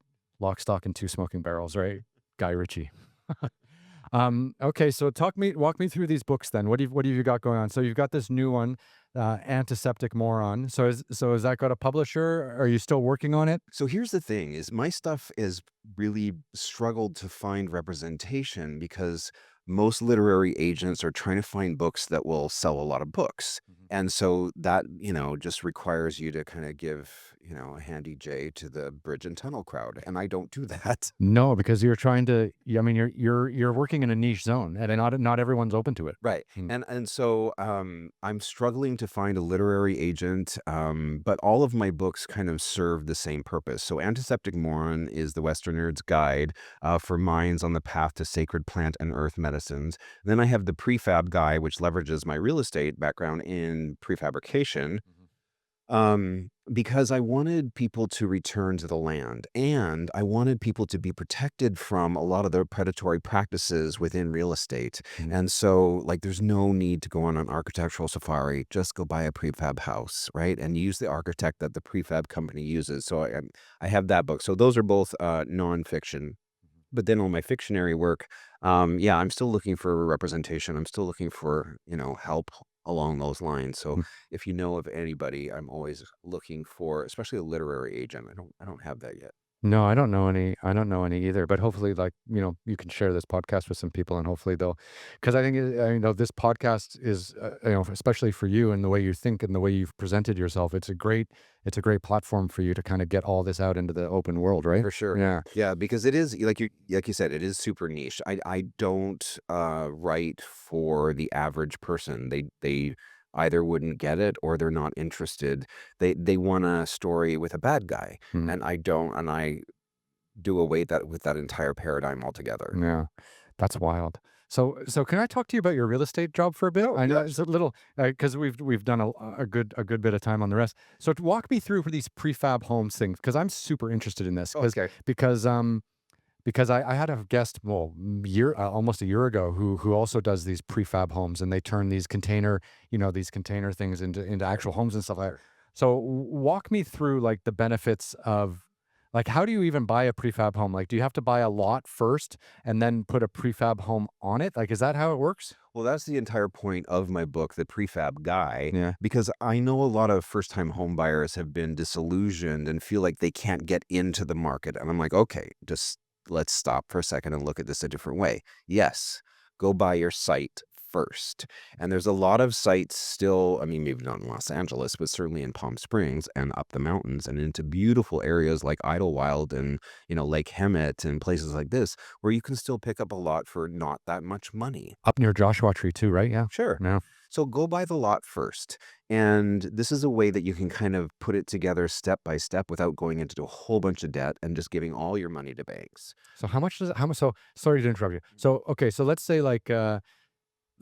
you're looking at a house and a lot, the way normal people buy homes, like they buy property, it has a house on it already. Let's say it costs $1 million. Uh-huh. Okay. That's just a random number I'm throwing out there. Right. Okay. What does that property or that land cost without the house? Usually about 40% of the total cost, Mhm. but I suggest going outside of the main area. So like if you're looking in Palm Springs, let's like take you up towards Big Bear or towards Idlewild. Mhm. Mountain Center is an amazing little town. It's only 35 minutes from the nearest Apple store, and you can pick up a lot there for, 100, $200,000. So start with the investment because then you're really using your money to it starts making money for you on day one through appreciation, right? And so buy the lot and then go through the permitting process and then site, evaluation and preparation, which is going to run you another, probably $50,000. But again, you can do it step by step. And then once you have the foundation poured, you can even do a lot of it yourself, Right. or you can buy a prefab house. They have prefab houses. I mean, they're small, but as cheap as $60,000. And I'm not talking a mobile home. I'm talking a house. Right. Okay. So walk me through that. So So you've got all the plumbing, you've got all the electricity, Mhm. on the property, Right. and then what? You buy a prefab home for 50, 60, 80,000 dollars, and it's not mobile. It doesn't have wheels on it. Right. Like it actually is a physical, permanent home, but it's just been created somewhere else and come and dropped onto your property. Right. So there's a lot of reasons to buy prefab instead of building. The number one reason is because it controls time and cost, right? You know what you're getting and you know when you're getting it. The prefab company themselves can often change the floor plan, can customize it to any way that you want. And there's so many good prefab companies out there now. You can get exactly pretty much what you want in your budget. But just keep shopping around. I'm certainly willing to help you if you need help. But start there. Start with identifying your preferred, well, identify your budget first, and then shop around for the companies who can specifically deliver within that budget. Now, the main thing you have to know is that it has to be attached to the earth. It has to be attached to a slab in order to really start appreciating and be seen as a home rather than a depreciating asset like a car. That's interesting. Right. So it has to be attached to the land. Okay. And and and I mean, and so if I went with you to look at some prefab homes, so what do they have, like warehouses where they have like a bunch of different ones that you can go to, and then you pick one, like, and you pay for it. How long does it take before it can actually be on your property? Well, and this is another great thing is because they're actually doing the site work at the same time as they're building the home. So you have those two processes going on at the same time, as opposed to through a traditional build where you just do the site work and then you start building the home. Yeah. Right? So you're saving a lot of time right there. But usually it's 6 weeks from the time that you like actually put in the order till that they're delivering. And it depends what type of prefab. Like there's where they deliver a cube of air, right, in a box to your home. That's modular. Right. But then there's also panelized prefab, which is the exact same process as a house, only they're delivering the walls through prefabrication that has been built in a factory. And the reason to do that is that your timber isn't sitting out in the elements and it's being cut by lasers as opposed to, some guy on the site with a hacksaw. Can you get a prefab home that's like that doesn't have any wood in it? Because like I'm just thinking, like I drove up to like almost up to Santa Barbara on the weekend, last weekend, and I was driving all through like Malibu and the Palisades, right? And it's still a war zone out there from the fires and things Sure. like that.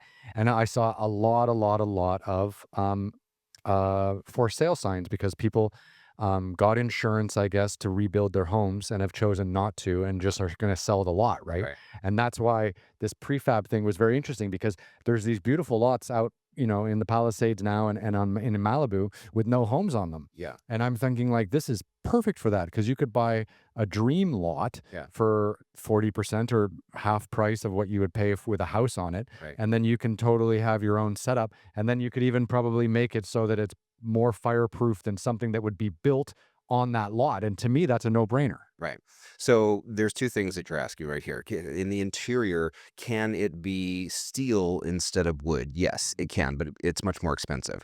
My suggestion would be is to still have it be stick built, prefabricated. In fact, there's a lot of architects who will actually deliver their homes through prefabrication through a panelized system. So you're getting a custom home essentially, but they're delivering the walls through prefabrication, which just means the walls are being, cut in a factory offsite and then delivered to the site on a flat pack. Hmm. But what you want to do, what you're really asking is the exterior. They have a lot of really amazing concrete products. And so, the entire exterior is fire resistant and concrete products, even though it looks like traditional wood products. Yeah. That's wild. Yeah. Yeah. Yeah. I would love to buy a piece of land in the middle of nowhere and just put a little prefab home there and just have it be my place to get away from everything. Well, what I want to start doing is actually, so I'm going up tomorrow, funny enough, to look at 20 acres in California City. And what I really want to do is create kind of like communes, I guess, where you take smaller homes Mm. and put them kind of in a circle and then have a community center in the middle And so it encourages, again, addressing loneliness, which is so many people, older people, suffer from, right? And it encourages people to walk and get out in the communities and dog parks and things like this. So it's almost like a campground, but for small homes. Bringing back that tribal element that we're Exactly. missing. Yeah. Exactly. And just have it be beautifully landscaped and have a lot of walking paths and things like this. And you can do it through prefabrication. Again, some of these homes are as cheap as $60,000 for a home. I don't know, plus if there's site work on top of that, you're looking at it, and then permitting, it's probably another $50,000 on top of that, but still $110,000 Mm. plus the site. So, I really want to bring back that style of living where we have community built in just because of where we live. And, we have a public space that we're all holding classes in, and, it just encourage that type of community. So I've seen two things on social media in the last couple of weeks that I wanted to run by you, and they're both really interesting. Like, and both were in the prefabricated space. So there were these like five best friends in high school, and then they all went to university together. But then after university, they all ended up in different parts of the United States, married, kids, and everything like that. But they really missed each other, and they wanted to bring back that like high school feel. So they all bought a big piece of land somewhere and put prefabricated homes for them and their families so they could all live on the same big piece of land and live like they basically built their own private Right. gated community for them and their friends and their family. And I think that's fucking brilliant, right? I think that's such a nice thing to do.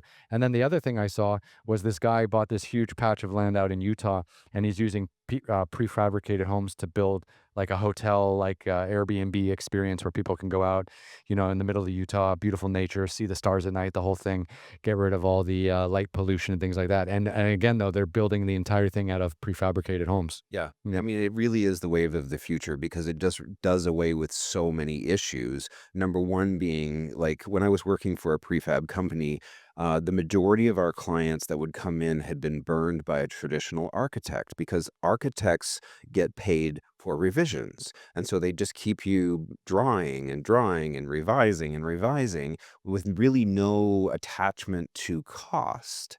And so often you have designed a home that you actually can't afford to build, right? And so it's kind of predatory sometimes in that arena. Everything feels predatory. I tell you. Yeah. And so, you just kind of skip that whole line and move into you're buying a product off the shelf. You know what you're getting, you know when you're getting it, you know exactly how much it's going to cost. The main one thing I will say about what you're talking about is sometimes the biggest hurdle to creating communal living and spaces like that is the zoning.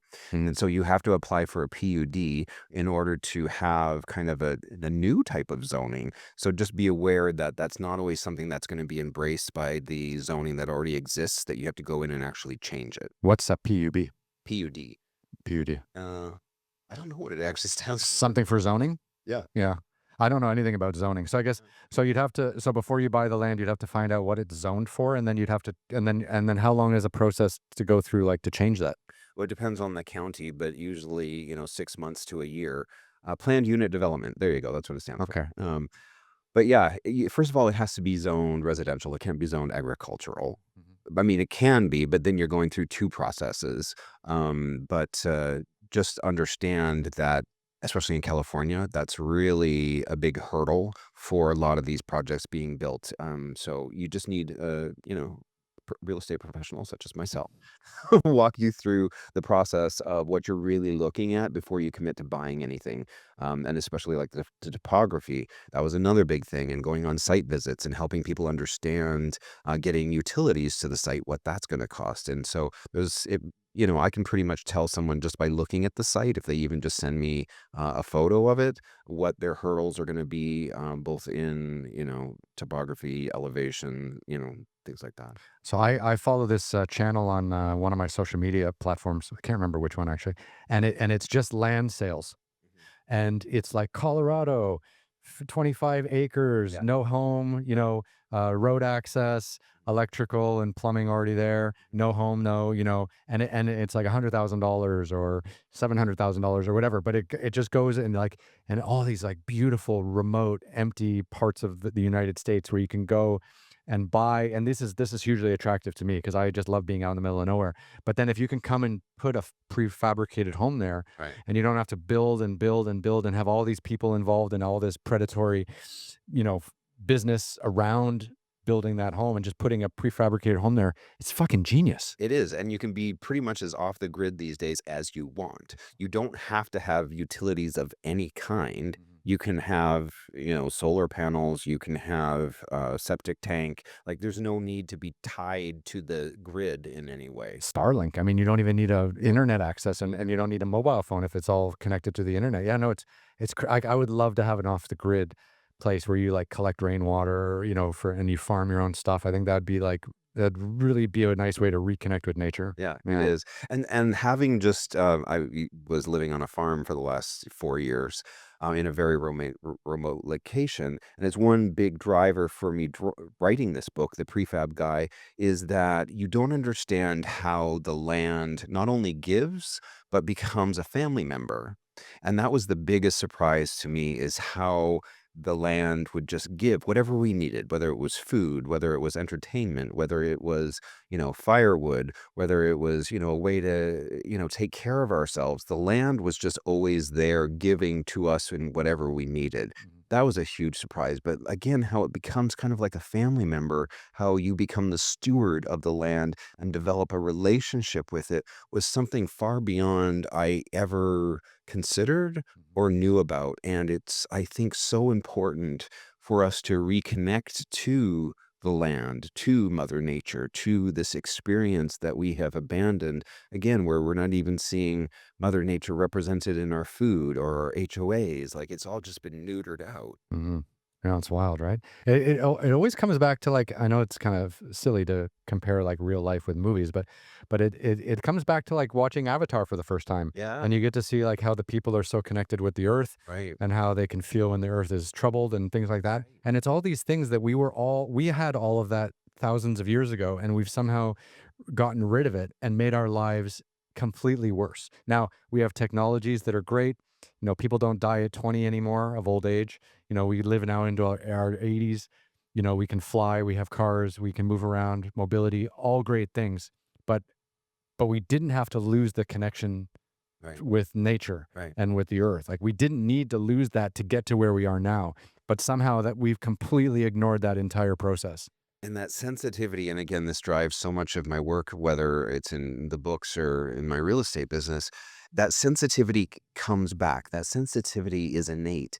And so, as you're being the steward of the land, you find different parts of your property or a tree or the plants that all have different resonance that makes you feel a certain way, that you develop a relationship with. I know it sounds crazy, but you really do. Mhm. And you have like your favorite tree that you go visit, and it gives to you as you give to it in a certain way. And it becomes, yeah, they just become family members.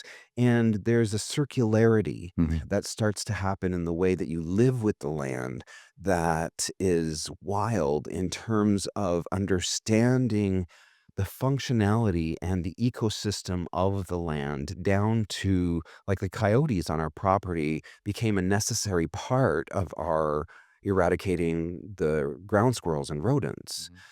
And so you find equanimity, you find balance, even with things that might have seemed scary to you at one point. Even the snakes, oh my gosh, like there was a reason for everything, Mhm. and each thing became its own blessing in a way that was just really wild and beautiful. And we've completely lost our awareness of that. Yep. And that's sad. But it comes back. Yeah. Just get back out there. Just go buy some land, I promise you. So tempting. I honestly, I think about, I know, especially when I went out to, when I went up the PCH the other day, like just up in the hills and stuff like that, there's all kinds of lots available now that used to have homes. Right. And I'm just thinking like, God, like if you had the stomach to really, fireproof a home and have a stomach to really, um, to live in a danger zone like that, Yeah. which is not something everyone wants to do, especially now it's just happened.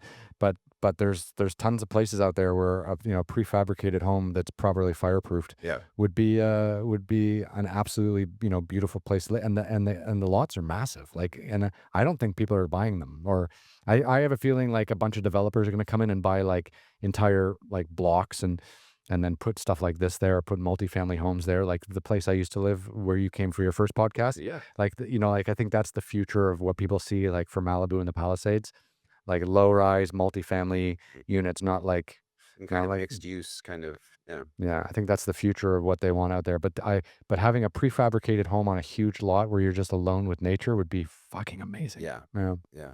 Yeah. Well, I can help you do that. I'm up for it. And we need more people to listen to the podcast, so that we can buy land and put a prefabricated home out in the middle of nowhere. That'd be beautiful. So, I mean, we've talked about a lot today. Is there anything that we didn't get to that you wanted to discuss? Because we've jumped all over the map. We really have. I mean, I'm really grateful for the opportunity. The only thing is that I'm just really at that crossroads, and I'm kind of in this intertidal place in my life where the old hasn't gone, but the new hasn't arrived, and The retreat didn't wash away the old entirely.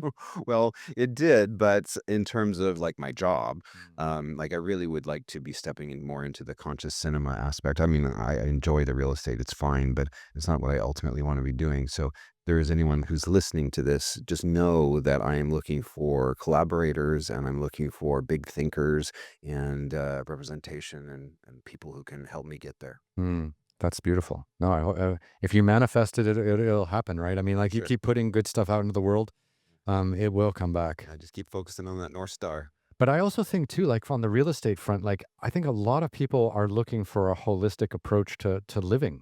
And I think like, when you're telling me about buying land and putting these people, like I just get so turned on by that whole idea of living off the grid and putting these homes out in the middle of nowhere and like living in them.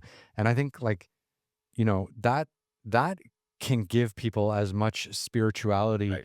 as going on a nature retreat, in Yeah. Costa Rica or Mexico, like having a home out there where they can live off the land, where they can reconnect with the land is in my eyes just as powerful. Right. Yeah. And that's why I felt so moved to write this book because I wanted to bring in the spiritual nature of what that experience can be. And not only that, Mm. how much money you can make as a small developer doing this sort of thing through prefabrication, if you know what you're doing. Wow.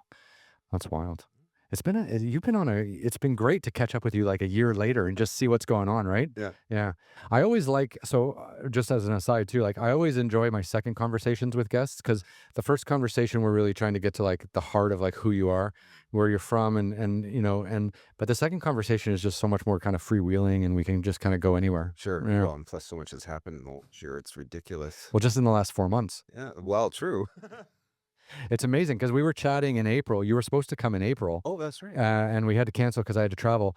And then, so you were like fresh off of your retreat when we first started chatting, right? Yeah. Yeah. No, I'm glad we had this little pause for me to really, assimilate everything that I've been through and learned and channeled since then. It would have been pretty cool though to chat with you like right when you got back Yeah. because you would have been just elevated. Oh, just, yeah, gonzo.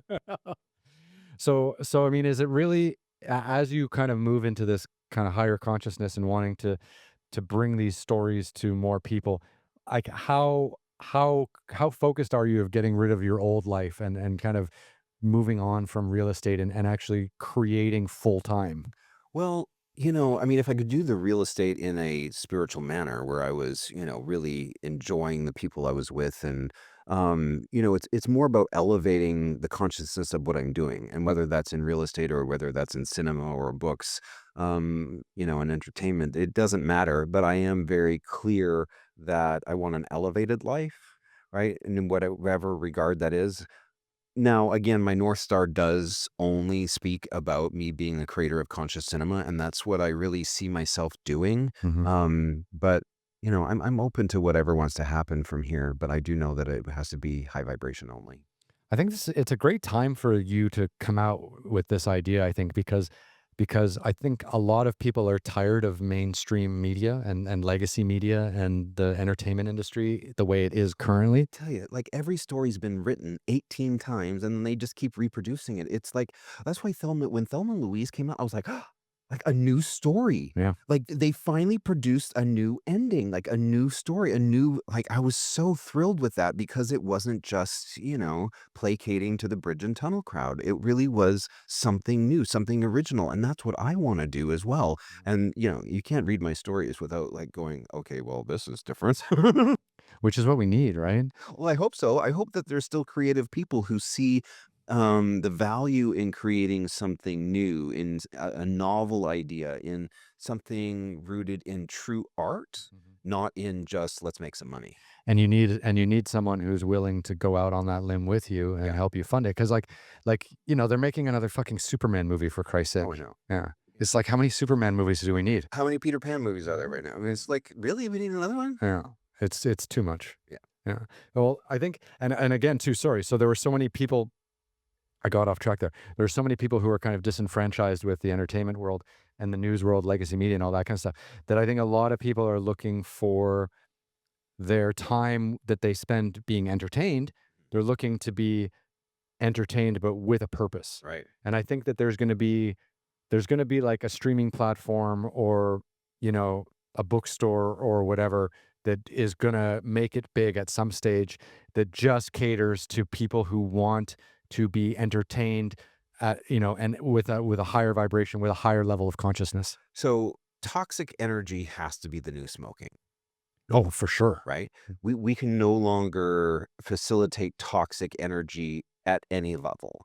And I'm hoping that people will start to see that and say to toxic conversations, I actually don't communicate on that level. If you want to bring your conversation up to a high vibration, fine, we can have that conversation, but I don't deal in toxic energy. And so, exactly what you're saying, to that end, I've actually kind of started a social media platform for high vibrational people only. It's called Lumara, and it's through Merkaba. Anyways, if you go to Merkaba retreats, you can see that. But that was one of my. We hadn't even talked about this. No. But yeah, so it's a social media platform, and it's part of the whole habitual prosperity thing, where you can go onto social media and be healed rather than harmed, and it's for high vibrational people only. Mhm. And people, share their life, and people get encouraged and uplifted in all ways. And plus, you can promote your business, you can promote yourself. In so many of those arenas, you can't promote yourself. No, And so we really encourage people to lift one another up and to build each other. So that's another thing I'm working on. Of course, I got something else going. that's beautiful then.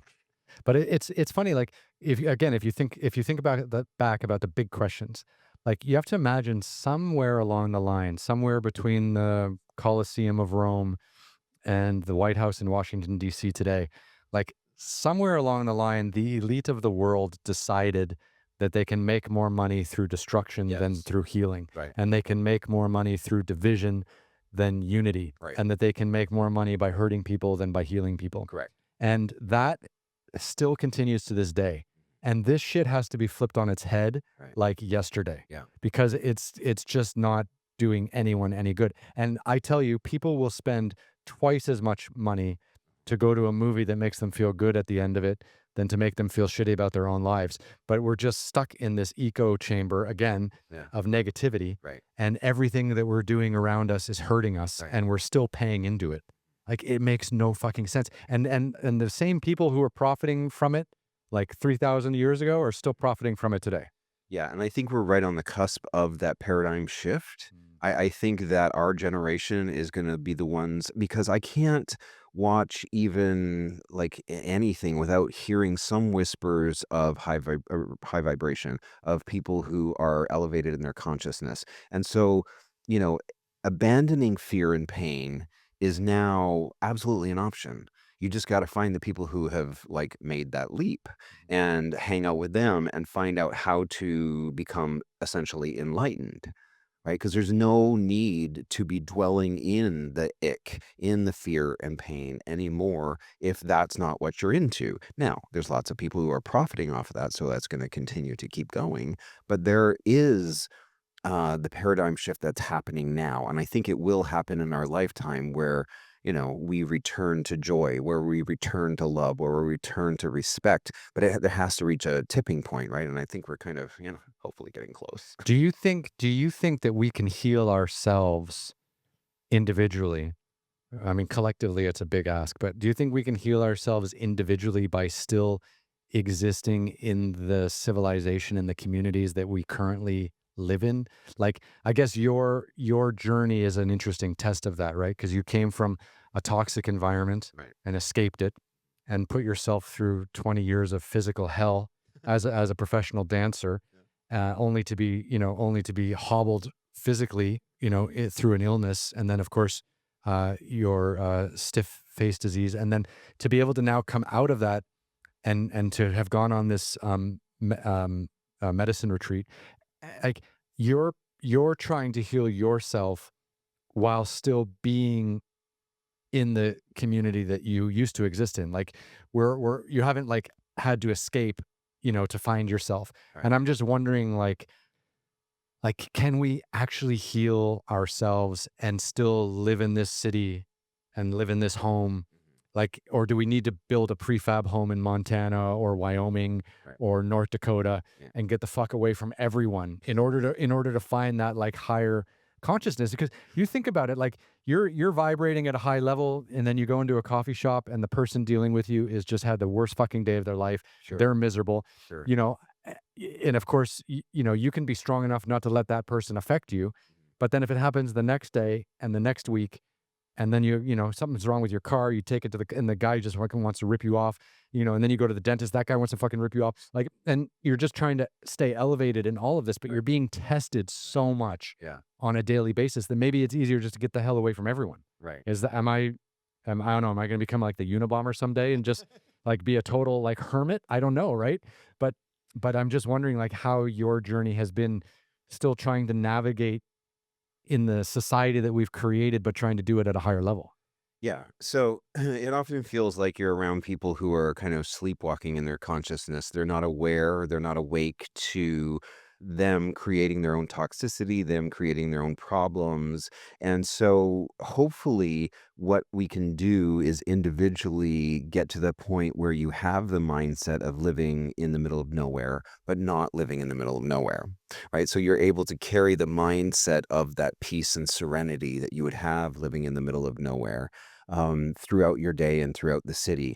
And what that really requires is for you to like stand each and every moment in power, each and every moment healing yourself, each and every moment staying centered in the only thing that's really important, which is your own vibration, and to become completely sovereign from others and to be completely powered by self, knowing that if I don't have, if there's anything that I do not have, it's that which I've not granted to myself. And so in each and every moment, I'm granting it to myself. I'm giving it to myself. I'm filling myself with the high vibrations. And I really am not affected by all the chaos that's going on around me because that has nothing to do with me. The biggest problem that we fall into is that we try and fix and fight the world. That's not a good way to go about it. It's not, right? And so it's completely removing yourself from that those problems and those people, knowing that that has nothing to do with you. Mhm. Whatever's going on in the world, it has nothing to do with me. All the politics that's going on in the world, that has nothing to do with me. And I'm not fixing and fighting that. I'm fixing and fighting me. I'm fixing and fighting what's going on internally with me. Now, obviously, fixing and fighting is the wrong word, but you know what I mean. It's I'm taking care of self. I'm focused on self. I'm only focused on chasing consciousness, on chasing my presence, on chasing my vibration, on chasing, what it is that I need in each and every moment. And anytime I come across somebody who's tricky or troubling, I just look at them as needing help Mm. and what I can do to help them, raise their vibration and help them understand how much they're harming not only themselves, but, the chaos that they're bringing into the world. And is that really necessary? Maybe there's a better way. It's so nice you're doing this without organized religion. Well, I was very abused through organized religion. I mean, that's, but I also think that we're at a blessed time to really see the difference between spirituality and religion. Mm. And I hope that, religion is going to catch a little bit more of the spirituality because there's a whole lot of dogma that is walking around, trying to call itself religion when it's really just tradition, Hmm. and that it is completely devoid of spirituality if it's not serving mankind, if it's not serving love. That's not anything. I mean, if you want to do that, you know, bless you and have a good time. Yeah. Yeah, it's true. It's tough, no, but it's an important message. But to play the devil's advocate Uh-huh. on what you just said, like you're all about, maintaining, yourself, um, empowering yourself, rising above all this bullshit down below. So some people might say, and I'm only playing devil's advocate, I actually believe in a lot of what you're saying, but some people might say, oh, you're being selfish not to care about other people. You're I being am. selfish, Yeah. not, but that's the only way to kind of get through, isn't it? Yeah. And again, there's a lot of power in being sovereign from the rest of the world. Sovereign, not selfish. I like that. Right. You know, I'm sovereign from the world's problems. I'm sovereign from, the ick, the ego. That has nothing to do with me. My work does not live out in the world. My work lives internally inside of me in checking in with what's going on in me. I'm the only one that I'm responsible for. I can't fix and fight others without fixing and fighting them.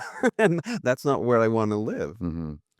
I mean, it's a privileged position to be living in the United States, in peacetime, essentially. Like, and you have to imagine, like, the United States has, by definition, probably lived in peacetime since the Civil War, right? That was the last time that there was actually conflict on the continent, right? So, 1867 or whatever. But, like, here we are, we're living in a peaceful society where we have the time and energy to focus on ourselves, Right. and whether you choose to or not is your own prerogative, right?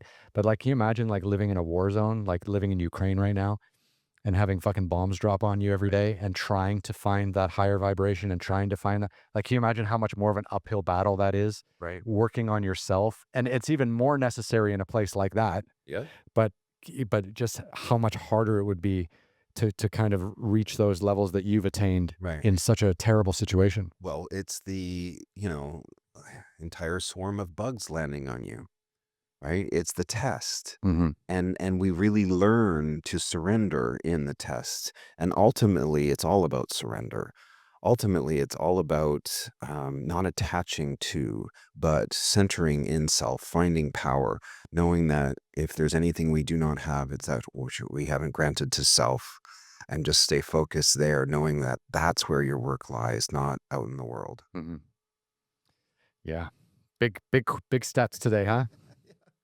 Well, that's great. I mean, I can't thank you enough for coming back in. And you've been a great kind of supporter of the show, and I really appreciate what you said about my TV show as the Nomad. I thought that was really sweet, and I'm really glad that you're finding peace and serenity in the conversations and the people I get to meet.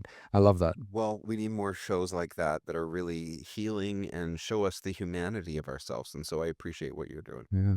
Is there anything else we left out that you wanted to chime in on? Are you feeling good about it? I'm feeling great about it. Just, if anyone's listening, don't be afraid to reach out. I actually really am looking to collaborate and move my life forward. And where can we reach you? Where can we find you online, social media? Yeah, anywhere at Dale Allen-Rowse, although I am shifting into my spirit name, which is Sarellan, Sarellan, Sarellan.